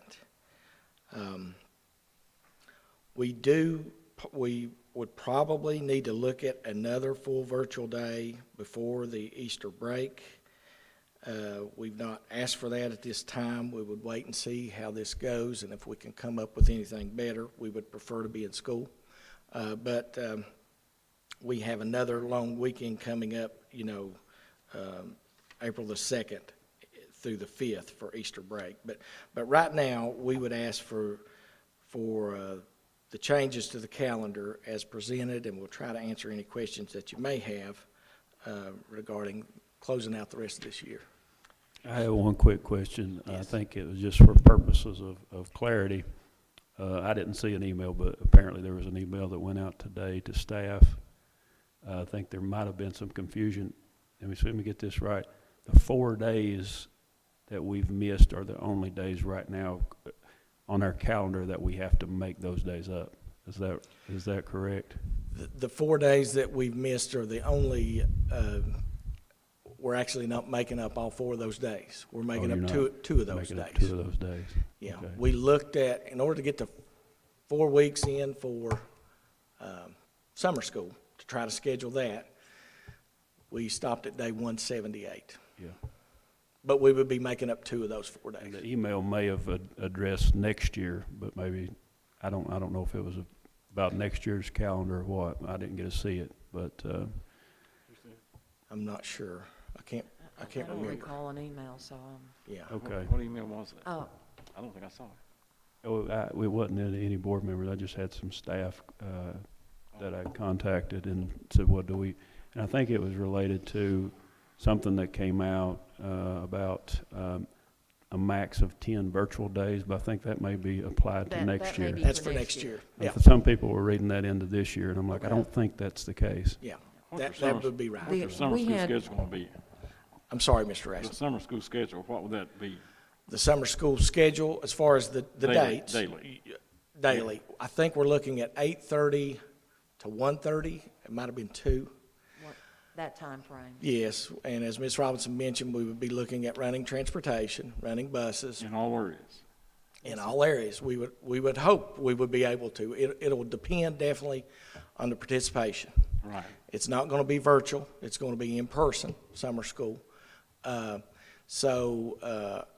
schools, our administrators at our schools the process will be, we're going to focus on those students who need remediation. Everybody's going to need remediation to an extent. And the summer schools are going to be open to all students, no matter what. But the focus is going to be on those students who need remediation, who are behind, who may be in jeopardy of failing this year. And our principals, our school administrators are going to contact those parents and notify them of this possibility of summer school, encourage it. But again, any student, whether they're going to pass or not, we're going to open up summer school to them. It will depend on transportation as to the participation we get. So we hope we're running buses everywhere. We're planning on running all buses Yeah. at this time. To answer, I think to your comment, Mr. Hackney, about the email, that is a bill that has already passed, and Mr. Mullins is going to discuss that for next year's. Right, I wasn't sure where the No, information no, that came that from. is not- Didn't come from, it's not internal, that was, okay. Yeah, that was not, that did go out. That was an email that went out, but it was talking about for next year. For next year. You got it. Yes, for next year. The issue of graduation, our seniors this year, we met with our seniors, and we have a regional graduation committee made up of seniors from several counties. What we hear from them is this: we want to have a traditional ceremony. We want all of our friends, our graduates there. We want our families there, but we want all of our senior class there. And that has been loud and clear from Bristol, Virginia, to Wythe County, to Radford, to Dixon County, and all the counties in between. That is what our seniors are asking. At our last conference call, Zoom meeting with them, we had our counselors with us at Ridgeview. We had Mr. Compton, and that's what they kept saying. And so we don't know what the executive order will be in May. So if there is an executive order that allows us to have a venue with all of our seniors, social distancing, parents in attendance, we are scheduling a graduation on the 28th. It will probably be outside in our stadium, and but that's what they've asked. That's the only thing that they've asked for. Okay. So if we're not able to do that on the 28th, then we're going to wait to see if we can need to schedule it later in the summer. We did that last year. Of course, we weren't able to do it last year, everyone. We had to schedule it 5 sessions, but they're really, so that is why that date is to be determined. We're hoping that the governor's order will be changed by then, and we're allowed to do that. So. I may have missed it, but the update on the school calendar, is that a 4-day a week or 5-day a week? Right now, we're talking about 4 days, but I think, Dr. Lyle, and you've asked an excellent question, I think We have talked as an administrative staff that before the end of the school year, we would like to go back 5 days a week. The issue with the 5 days a week are two issues. One, that 40% of our students are virtual, and it does require our teachers a tremendous amount of time in planning and preparing materials for both groups of students. So, yes, we would like very much to have that. Please remember that even though we're 4 days or 5 days or however many, we still can only have one child per seat on the bus. And we can only have 3 feet social distance, up to 3 feet social distance. It's recommended that we have 6, but Mr. Setzer, what is that term that's used to the fullest extent? To the greatest extent possible, 6 feet, but if you can't reach 6 feet, 3 feet with all the mitigation, wearing a mask all the time, you know, that is allowable.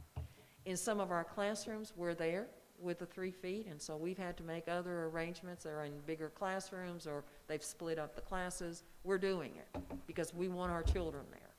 So there are a few issues with the 5 days, and one that our administrators will be looking at very seriously. But before the end of the year, Dr. Lyle, to answer your question, I would love to go back just so that our children can experience a 5-day week with that.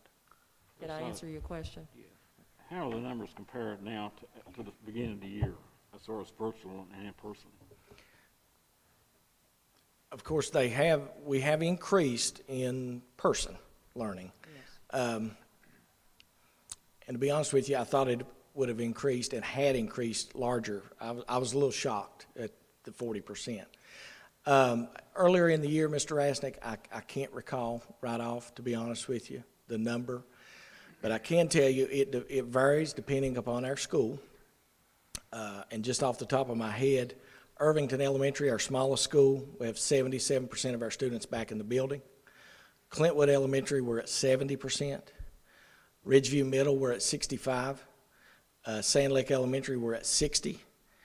And Ridgeview High, of course, that's our largest school, we're at 47% of our students are in the building. So that's where when you put all that together, we're at 60.5% in person, 39.5% virtual. We are at 788, something like that, full virtual, which is still a large number. And I don't know the percentage. That's a good question. Before, Mr. Rasnick, we would have 40% or more in each of our schools.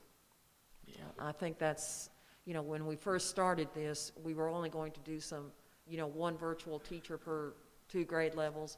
We had so many virtual children coming in, we had to go to 1 teacher per grade level, and, you know, I mean, so the numbers have varied the whole time. But when you look at the, you know, the range, that's where we get our 40%. But some of our schools are 20%, 30%, something like that. So, And they are coming back more. Yes, Like students Clintwood are. Elementary probably had 5 this week, Yes. students come back to the building.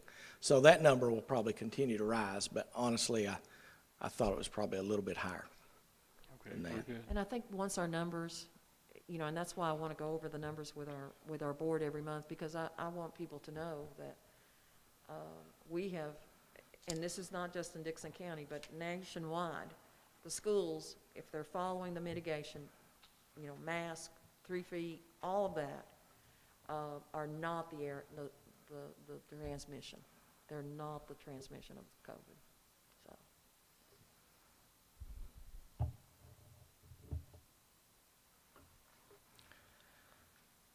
Other questions for Mr. Mullins?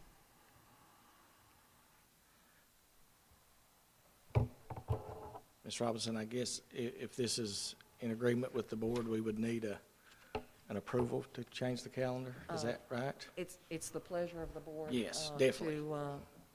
To make a motion to approve the calendar as presented, or to instruct us in another direction. Yes, I sir. move we approve as presented. Second. All in favor? Aye.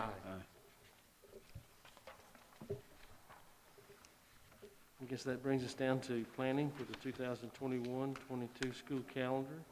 Mr. Mark Mullins. We'll shift to next year now, real quickly. Of course, we've started with our school administrators looking at next year. We've got a couple options here that we want to share with the board tonight for consideration, input, comments, and then I think we'll be sharing with others and get other input and comments as we go along here. But we've got two options, and hopefully in your packet, we've kind of summarized them a little bit. Of course, the differences in the two options deal with the beginning dates of school. If you have different beginning dates of school, you're going to have different ending dates of school. And so that's where the main difference is. It's really the only difference. But I'll remind the board, each year we do a school calendar. What we have tried to do for several years is try to finish the first semester before Christmas break. And there's a couple reasons for that. Mainly they deal with the high school. They do deal with the high school only. Our high school students, of course, where they take first semester classes, then at the second semester they change classes. At the end of the first semester, they take SOL assessments that are required for their graduation verified credits. So they need to do well on those tests, and we try to give them every opportunity possible to do well on those tests. The thought being, let's try to get those tests out of the way before they take a couple-week break for Christmas.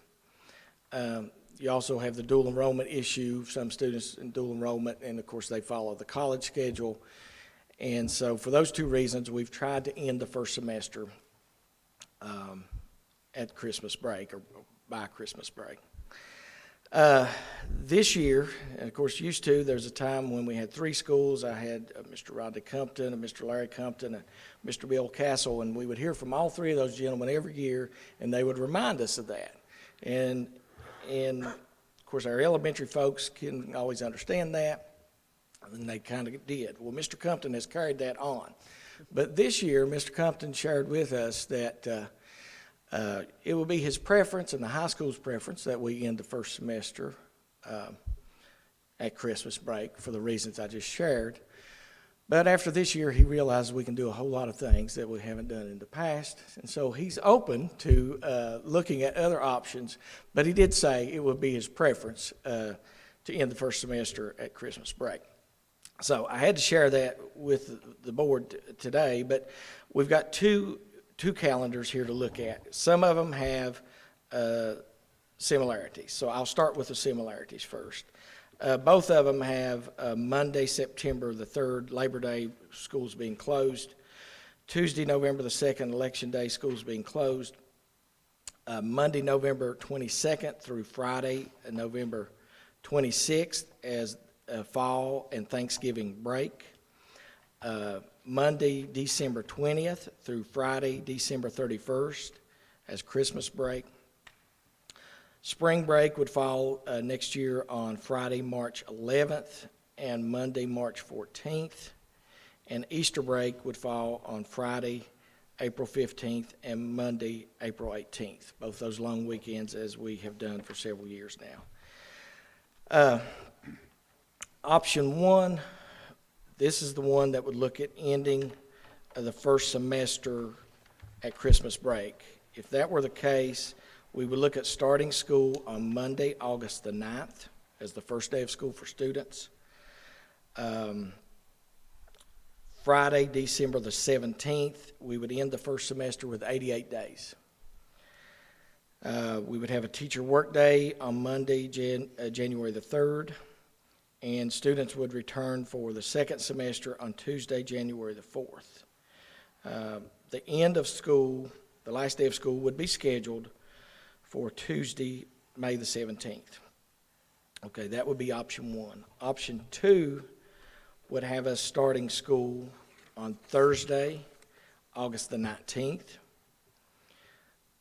We would The last day before the Christmas break would be Friday, December the 17th. Students would return to school on Monday, January the 3rd, and they would go for 2 weeks. Then we would end the first semester on Friday, January the 14th. We'd have a teacher work day on Monday, January the 17th. And then on Tuesday, January the 18th, students would return for the second semester, and we would look at the last day of school being scheduled for Friday, May 27th. When we prepared the packet, and a comment that's in the packet, and referring to the bill that Mr. Hackney brought up, Senate Bill 1132, at the time we prepared the packet, we didn't know about virtual days for next year. And that, we've included that in your packet for your information. The bill.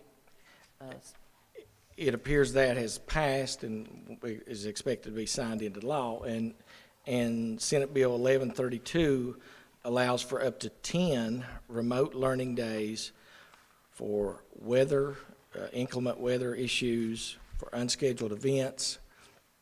I think a situation like the special election would probably fall into that situation. Our situation of the COVID vaccinations would probably fall into that situation. But school divisions can have up to 10 remote learning days next year under this bill. So if you look at option 2, and with the uncertainty of remote learning days, you know, your last scheduled day would be the end of May, so you're looking at anything you're going to make up, it's going to be in June. This would give you a little bit better situation there, that you could get 10 days in remote learning if need be. So that would help if we went with option 2, I think, for next year. Just to give you an idea, as you've already heard, we've missed 4 days this year, no school. We've had 12 days that we have attended on what we call Code Green, and that's virtual learning days. And so that's 16 days right there. You know, if we didn't have virtual learning days available, we probably would have missed those days. So we would have missed 16 days of school. That always varies every year, how many days we miss. But those are the 2 options that we're looking at for next year, just to kind of get some input or thought. And the email that Mr. Hackney mentioned, that did deal with next year. You know, we would be able to look at these 10 remote learning days, which I think would help with the school calendar. Any questions or comments? Or So we will have a input from our staff for input and feedback. We've also, we'll have a parent survey that parents can share their thoughts with us. And then we will have a recommendation to the board in March. If you have suggestions or recommendations, if you'll let Mr. Mullins know, that would be great. Certainly you can let me know. But when we knew that the bill had passed, I wanted to share that with our administrators, because we just talked about it. But again, this year we've had any number, we don't have a limit on the number of virtual days. We can have more virtual days this year, and that will count as part of our 180 days. But next year, we will not have that option. So that is something to consider.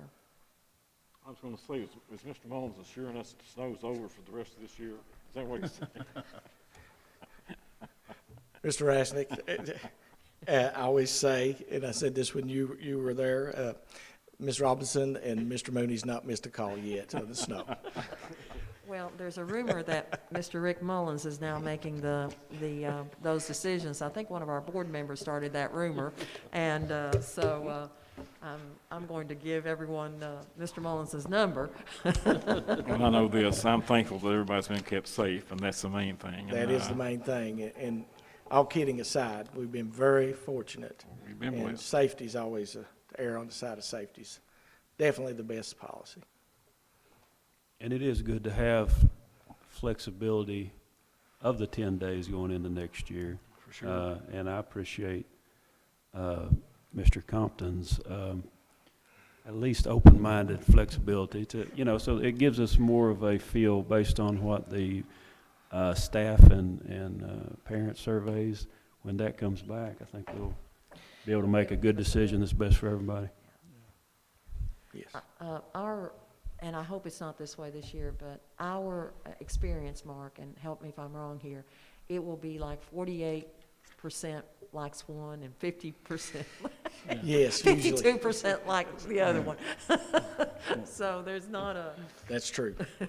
there's not a, but at least we have some flexibility. And Well, as I've said before, like Mr. Compton, I'm a big fan of option one and finishing the semester prior to Christmas.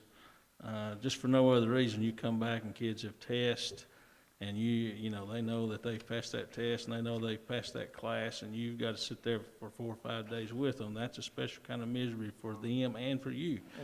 And so that's, you know, that's there. But given the fact of what our teachers and our parents and our students have endured over this last little bit, you know, that 10 days there to start on option 2 with August 19th, you know, and it's funny, it's 10 days because now we got 10 of those virtual days that we could use for snow. True. And it's really a wash, because when we don't have to worry about those 10 days that would have been starting on August the 9th, we can kind of make those things up. So, you know, even though that's a special misery, it's not like the misery we've been through here lately. And that's the truth. I agree. So I could endure that. And that's why I shared the part about the SOL test, because if you're really not involved in that, everybody doesn't understand Yeah. that piece. And it is huge for our students, because those they are still required for graduation. Well, and our students have shown before, you know, there's times that we didn't finish, and they've had to come back, and they've done well. well, and we can do it, and they've done it this they year. exceed our expectations. The weather has caused us to have to do that. I mean, we can plan the best, but it doesn't always work out the way we planned. So. It's just easier to do it the other way, but it can be done. It can. And like I said, I think from what they've endured, you know, I think option 2 would be just fine. Again, our chair is making all the decisions about any future closures, so we'll share that number on the screen. That's what that number was at 1 o'clock the other morning. And you can thank your board, sir, for that suggestion. Okay. All right. Any other comments or questions on that? All right. Thank you. Go ahead, Mr. All right, takes us to our next agenda item is the approval of the Dickinson County Public School Policy Protective Order. Mr. Setzer. Thank you, Mr. Chair. Let me start out by saying this proposed policy is a locally developed policy. In other words, it's not coming from the Virginia School Board Association. However, it is developed based on the guidelines established by the Virginia Department of Education to meet the legal requirements of 22.1, 279.3 of the Code of Virginia in regards to protective orders when presented at our schools. Basically, this policy instructs the principal on what to do when a protective order is presented to him at our schools, and quite simply, it's record keeping, notification of essential people, and when I say essential people, that's people who have supervision of the child within the school, and it instructs the principal to collaborate with the parent in case there's a support plan that needs to go into place. It's a very simple policy, it's a very good policy, and it's all aimed to protect a student who is named in a protective order issued by the courts. So it is our recommendation that we approve this policy, JOAA. Yeah, I'd be happy to answer any questions if you have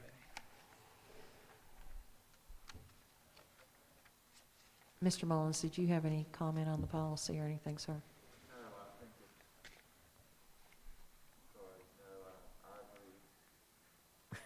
I agree with Mr. Setzer. I've reviewed it. I think it's appropriate, and I recommend. I move we approve as presented. Second. Got 2 seconds. All in favor? Aye. Thank you, Mr. Chair.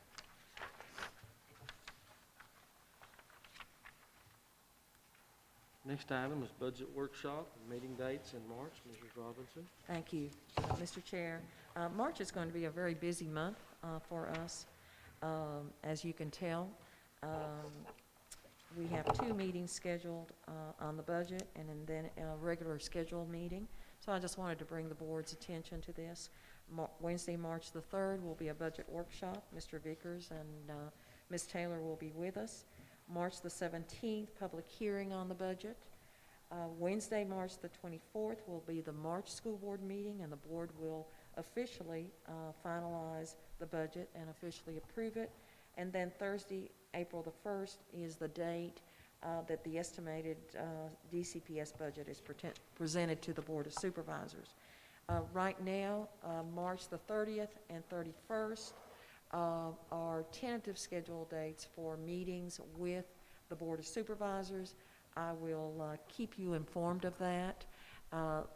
Last year, I believe the chair and the vice chair attended those 2 meetings, or attended the meeting with the Board of Supervisors, and it was a good meeting for them to attend.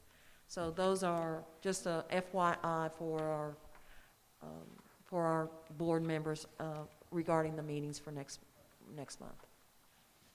Thank you.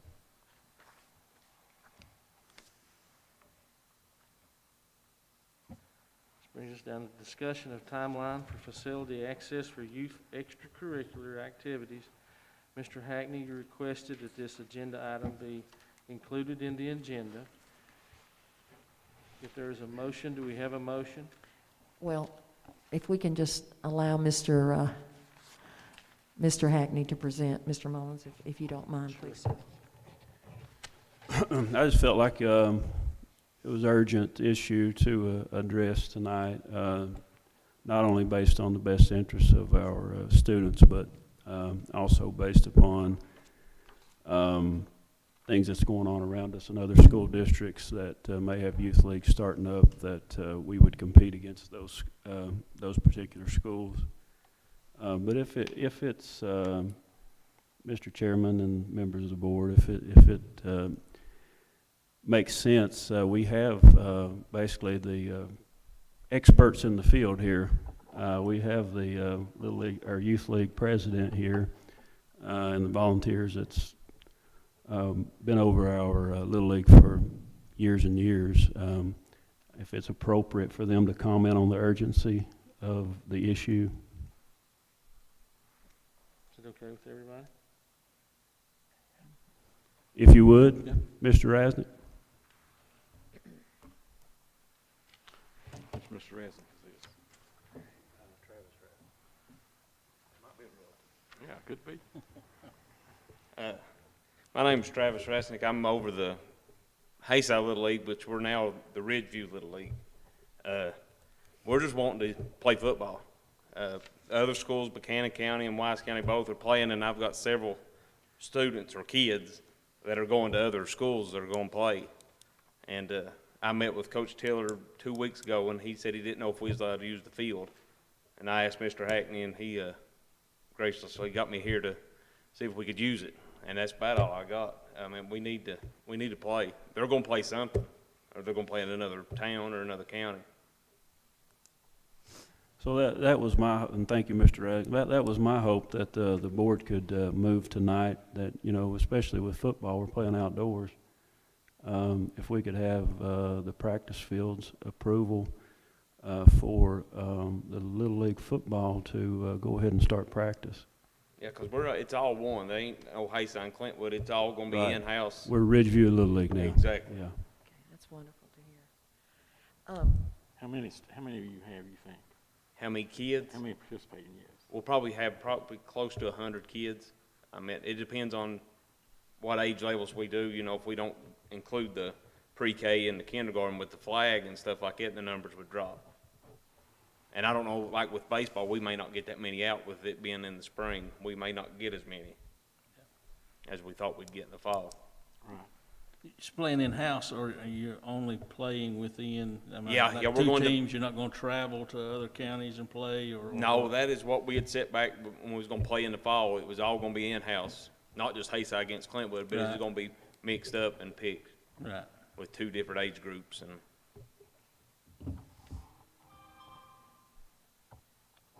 Does this include boys and girls, or just? yeah, anybody wants to play Anybody wants to football, play? yeah, as long as they're enrolled in Dixon County, Right. they can play.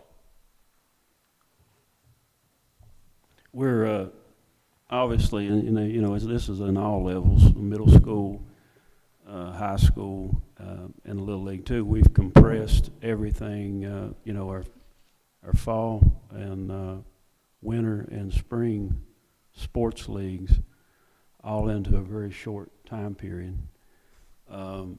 If we can start playing football right now, we may still have the opportunity to play baseball, and we probably got some travel team basketball going on already. Now, what me and Coach Tiller talked about is just having a 4-week season, 2 weeks of practice, 2 weeks of games, just so they can play football, because they've not played in over, a year and a half now. Yeah, and you hate to see a kid lose an entire year, and we're getting pretty close to that.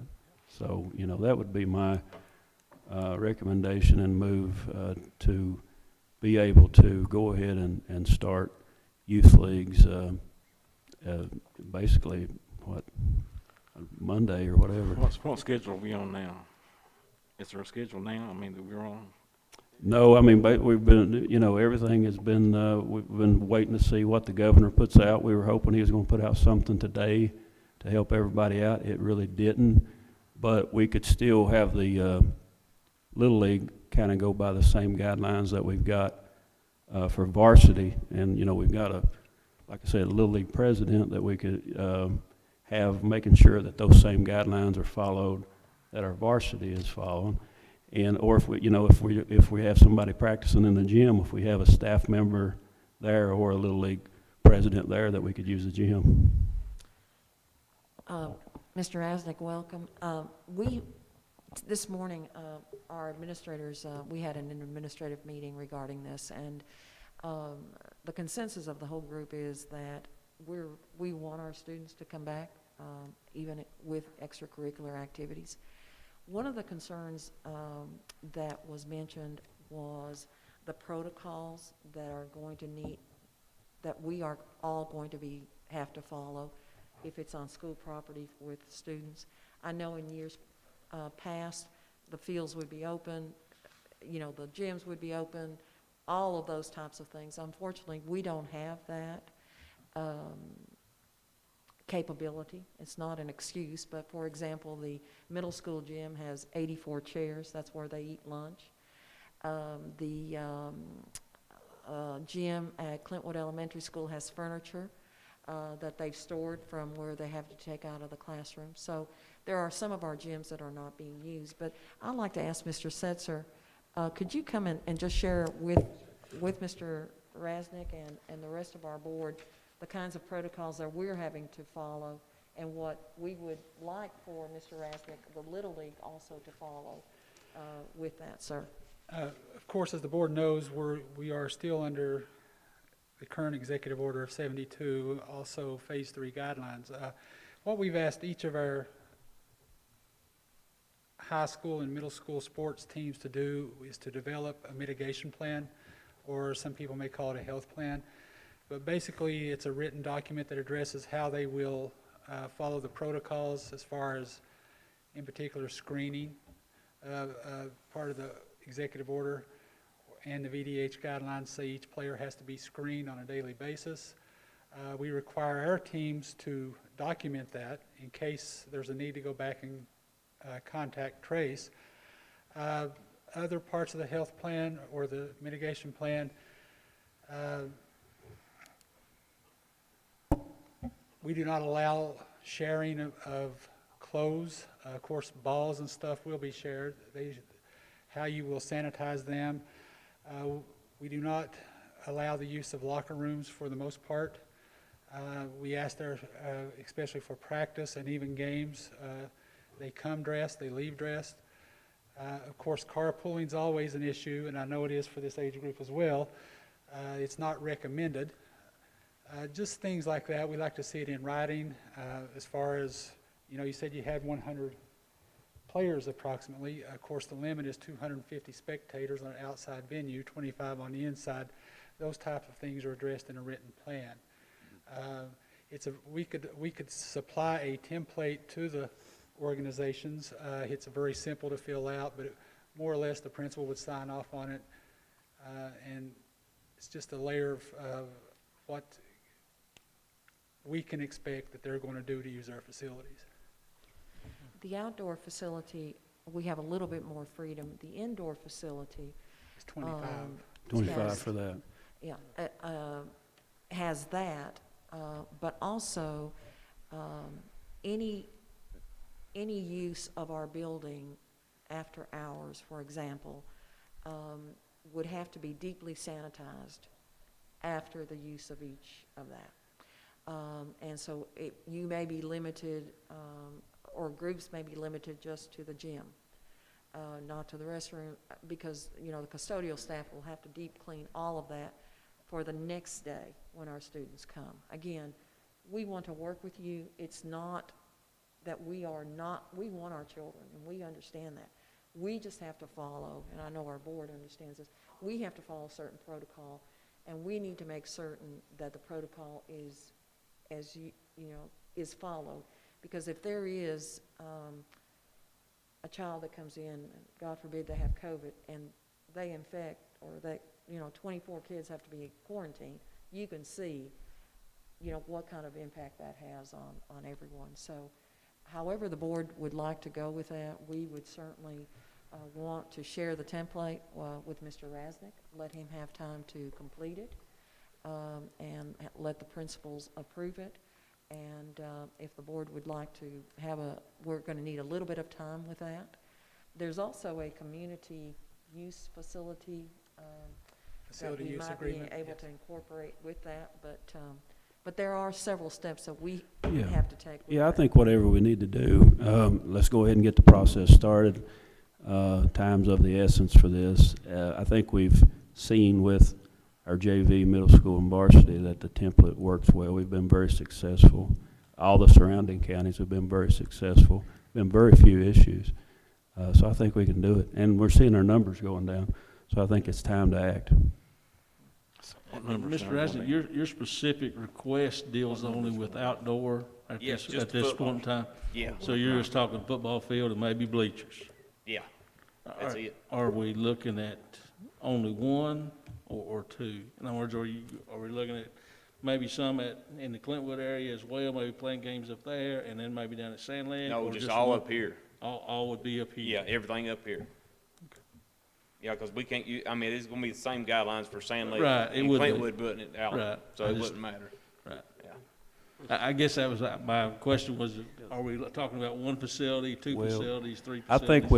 think with the gyms, it would be a couple, but the numbers are so much smaller there, and the guidelines are more strict. And some of the gyms are not available. We would only be looking at the gyms that are available and not being, compromised with something else like Clintwood Elementary and maybe the middle school gym here. I think So I we're think it's talking doable. about just the outside Well, fields? I would also think that the gyms that are available, if we go by the, same strategy that we have been, that we could use the gyms that. Who would you be Already talking used. to about that? Mr. Rasnick is here. Who would be the other people in charge? The basketball, the basketball Little League president. The baseball, I don't know who that is, David Bryant. but that's gonna be a little ways away. Yeah, That's gonna be baseball- after you finish up. Yeah, I'll be done. Yeah. Mr. Rasnick, if I could, I think the procedure would have to be a youth group or an outside organization who wants to use the building. They would need to approach the principal. The principal knows that there will have to be a plan in place, a mitigation plan. And once that mitigation plan is in place and the space is available, then the use of the facility could go forward, if that makes sense. Right. But I think you would have to start with the principal of the school, then the mitigation plan comes into play, and then the use could start. Well, who would be meeting with Mr. Rasnick to help him to seek I will guidelines? meet, well, as far as supervision, it would be they would have to supervise their own individuals. Right. But as far as us approving a plan that they would have in place to mitigate during the pandemic, would be approved by the principal, and I will help as well. Who would give him the templates? I will, I'll do Okay. that. I'm going to talk to him just as soon as we finish here and get his email address. Good, I appreciate that, Mr. Setzer. What plan was in place? What timeline would we have been on otherwise? For use of the buildings, For the Mr. Rasnick, fields, is that for your the question? fields, yes. Yeah, without the pandemic, groups like Mr. Rasnick's group would contact the principal. They would schedule a time around volleyball practice, all of the other practices everywhere, football practice and all those kinds of things, and then schedule a time to do that. Now, with the pandemic, it becomes a little bit different. Mr. Rasnick will need to have all of his coaches, screen all the children, take their temperatures, and document all of that. Anyone coming in and watching games, they'll have to be screened and temperatures have to be taken. Am I correct, Mr. Setzer? You are, okay.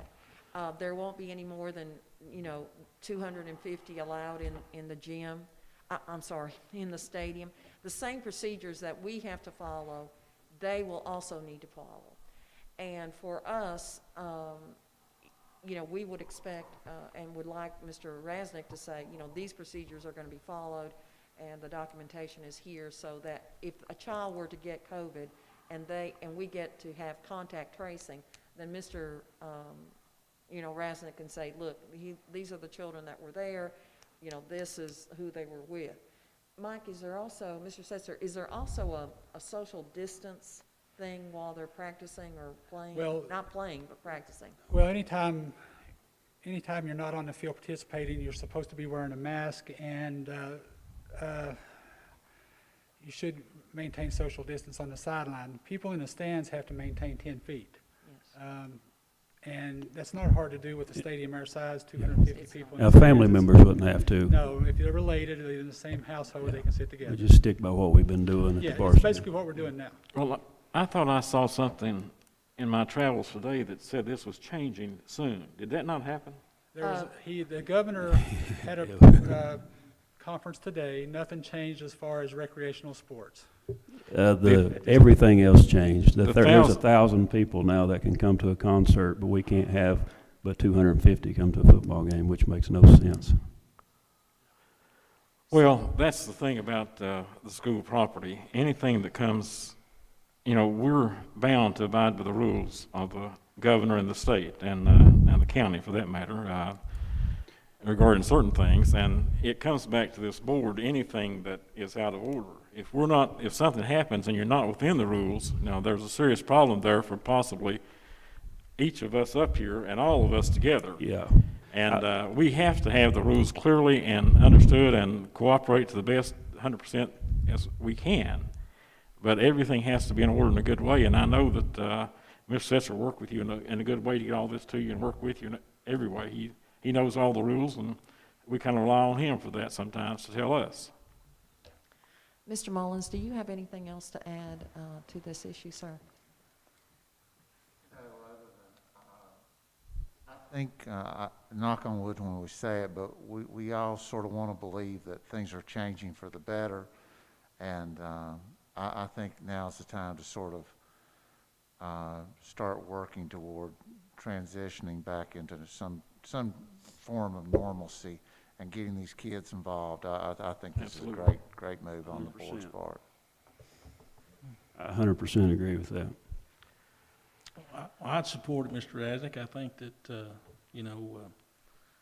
it's going to be important to get them back in there. I mean, if you guys can work with our administration and get that mitigation plan in place, even if we just look at right now of only allowing facilities use in outdoor venues. I mean, I know that's a baby step, but man, it's a baby step, which is a big one.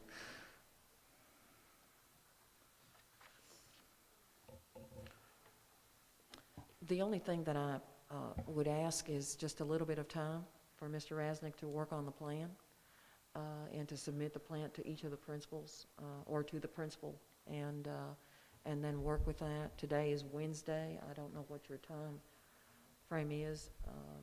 Mr. Setzer, how much time do you think it would take for the template and for you to tell your coaches, Mr. Resnick, you know, this is what we have to follow, the documentation, the getting thermometers, you know, all of that. I'll have the template to him tomorrow. I guess after that, it depends on how fast he can write. So do you tentatively want to look at, if the board's pleasure, today's Wednesday, next Tuesday, having all your thermometers ready, your documentation ready to go with that?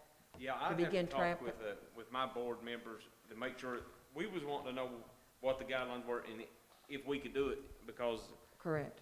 we're no different than like the high school and the middle school. We're dealing with the 7, 8, 9-year-olds, and the parents ain't gonna just say, well, I ain't gonna watch them practice. You know, that's what we was gonna see about. I was wanting to make sure we get all the guidelines and make sure it was doable for us. Did you have a target start date, Mr. Rez? Well, it was originally March 1st, but it ain't gonna be there, so it's Right. probably gonna be mid-March, Okay. probably. Okay.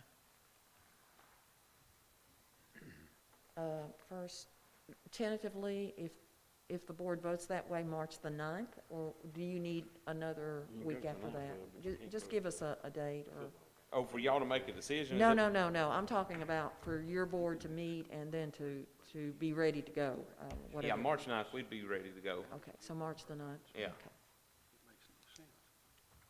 I wonder who's advising this. So I think we are now to the point that if the board would like to make a motion that we look at March the 9th as a tentative date for outdoor venue to begin with community groups. Mr. Setzer will meet with Mr. Resnick. He will explain all the guidelines. Mr. Resnick will talk to his board, all his coaches, make sure everybody's on board, parents and so on, and then tentative date on March the 9th. I would like to add, and I agree with, you know, outdoors a little bit easier to do, but I would like to add at least that we could review if, say, our basketball program can submit something to you, that we can do it. I mean, we did it with, because we've missed basketball in Little League, which is unfair to the kids that play Little League basketball. So if they can submit something to you that we can work with to look at that too, I think, like I said, I think Mr. Resnick being here clearly pointed out that it's a little easier to do some things outdoors. But the numbers being smaller with indoors, I think we could still do that. And our administrators today are open and they're ready, so. Okay, good deal. Are you also over the basketball? No. Okay, so football. that person would need to also contact Mr. Setzer. Okay. So that would be my move, that we go ahead and approve that next step for us to submit the mitigation strategy for Little League sports. Well, I would have to ask the question, does that involve something we haven't addressed yet? The only thing that would address is that if it's an inside venue, then we would have to have custodians or a custodian available to deep sanitize, deep clean the gyms, wherever the area is, after the practice, before the next school day. In other words, we would have to work, some custodians work until 7 o'clock, and so practice may have to be, for basketball or inside venue, 4 to 5, or not any late night practices. It would have to be during the day or right after school or something that way. I don't think the board would like to get into paying someone overtime to clean the buildings or those kinds of things. No, and what we saw with middle school was a staff member volunteer. I would think we had Mr. Whitner most of the time taking care of it right after. During the varsity games, I think we saw Mr. Compton a few times doing the spray. Well, most of the custodians here at the middle school work later than the custodians in the elementary schools. Sure. So if it's the middle school. I think, like I said, let's submit the strategy and see if we can do it. That's what I think we need to do.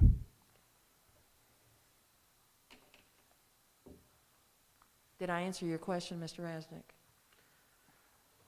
Well, I think I understand, but obviously there's other people's schedules that have to be, when they get together, they have to think about that and probably work around that as best they can, work And that was within my that. question, or what I was trying to respond. Yes, sir.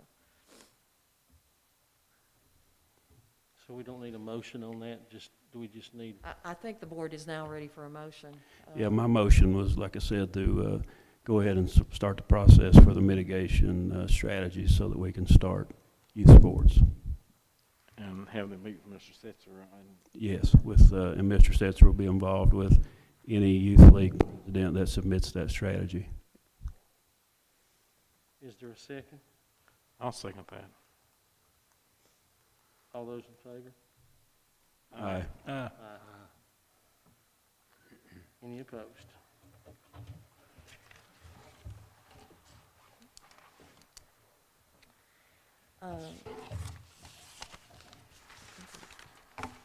Board comment? This concludes our open session and time for board comments. Mr. Hackney, you want to start down there on that end? It's been we've had a lot of issues tonight. I think we, handled a lot of issues, and I appreciate the board as far as being proactive. I think we need to, there's, things that we have to be concerned with, but there's also things that's the best interest of our kids and our students. So I appreciate the board for that.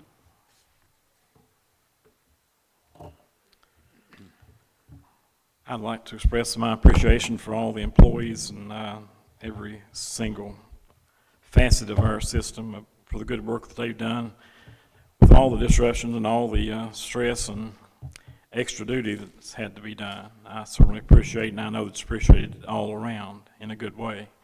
We need to make sure our children are brought forward as far as we can take them and let them be successful, to offer them the opportunity to be successful. And as Superintendent Robinson alluded to earlier, it's a different world for these students and for the adults that work with them. And it's a little different and a little tougher in many ways, but it's what we must do, and we must be successful with that. I'd like to thank the superintendent for guiding us through all the maze of rules and regulations that we face. It's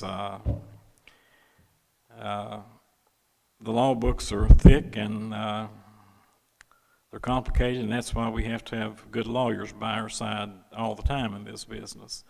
I'd like to see all the kids be able to play and do everything as free as the wind, as best they can, and be supervised in the proper way.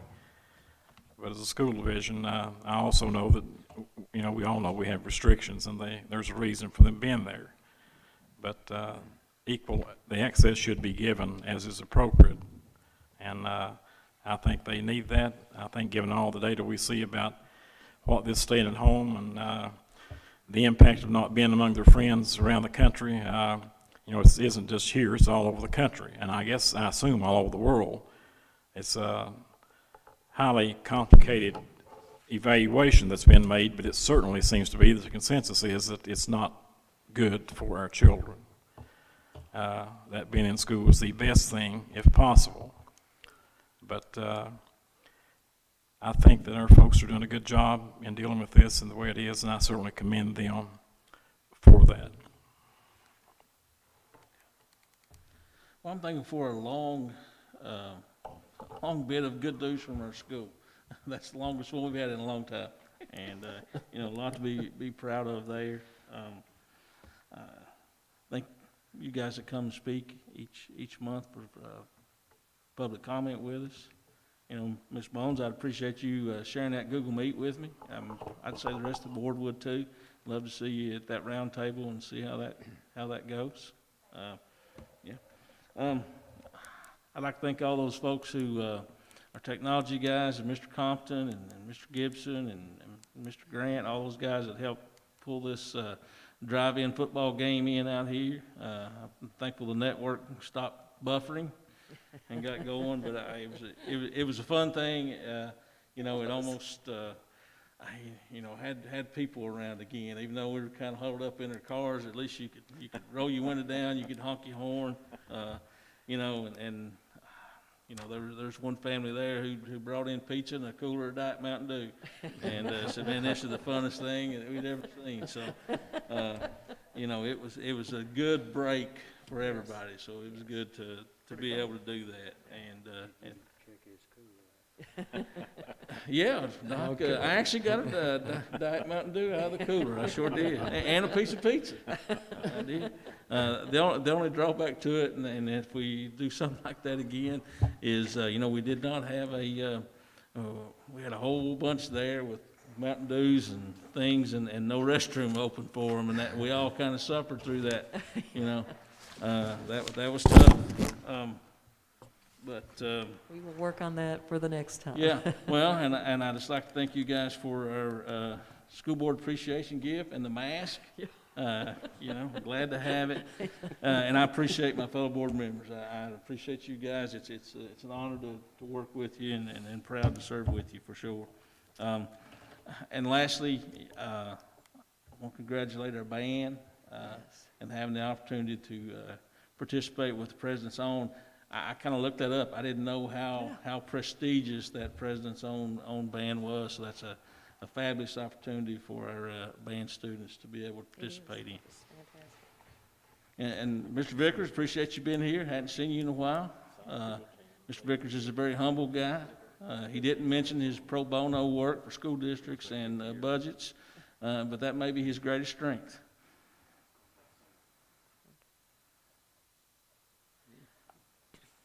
Like as mentioned previously, March will be a busy month. There's a lot of work to be done before our next board meeting by Ms. Robinson and our staff. I feel confident that they can do it, and March will be an interesting board meeting. I'd like to once again commend Ms. Sagers for a long career, and thank you for that, Ms. Sagers. You've been wonderful. And I'd also like to thank Mr. Vickers for coming aboard when we needed someone to jump in the boat with us, and we want to thank you for that. And I'd just like to say and commend our administration and our staff for what a wonderful job they've done during this COVID era. I think we can all look back at this one day and thank goodness that we had the leaders that we did in the places and things got accomplished. So I commend all the administration and the teachers. Board members, we only had one item on the agenda, and that was consult with legal counsel. And Mr. Mullins, any comment on that, sir? The legal matters that are pending that we are dealing with, there's nothing urgent that we need to deal with them. Everything that we've talked about in the past as far as legal issues are stable. And so I really see no need to go into closed session tonight. If the board's pleasure, we can certainly. On that note, I'd like to say welcome, Ms. Taylor, and I would make a motion to adjourn. I'll second that. Mr. Mullins, I think we would be ready then for a motion if that's the pleasure of the board to adjourn the meeting. He just made it. You have it. We got a motion. Well, let's, Mr. Chairman, we need a motion and a second and then a vote before everyone rushes out of the building, sir. Okay. And is there a second? Second. All in favor? Aye. Meeting's now adjourned. Thank you, everyone.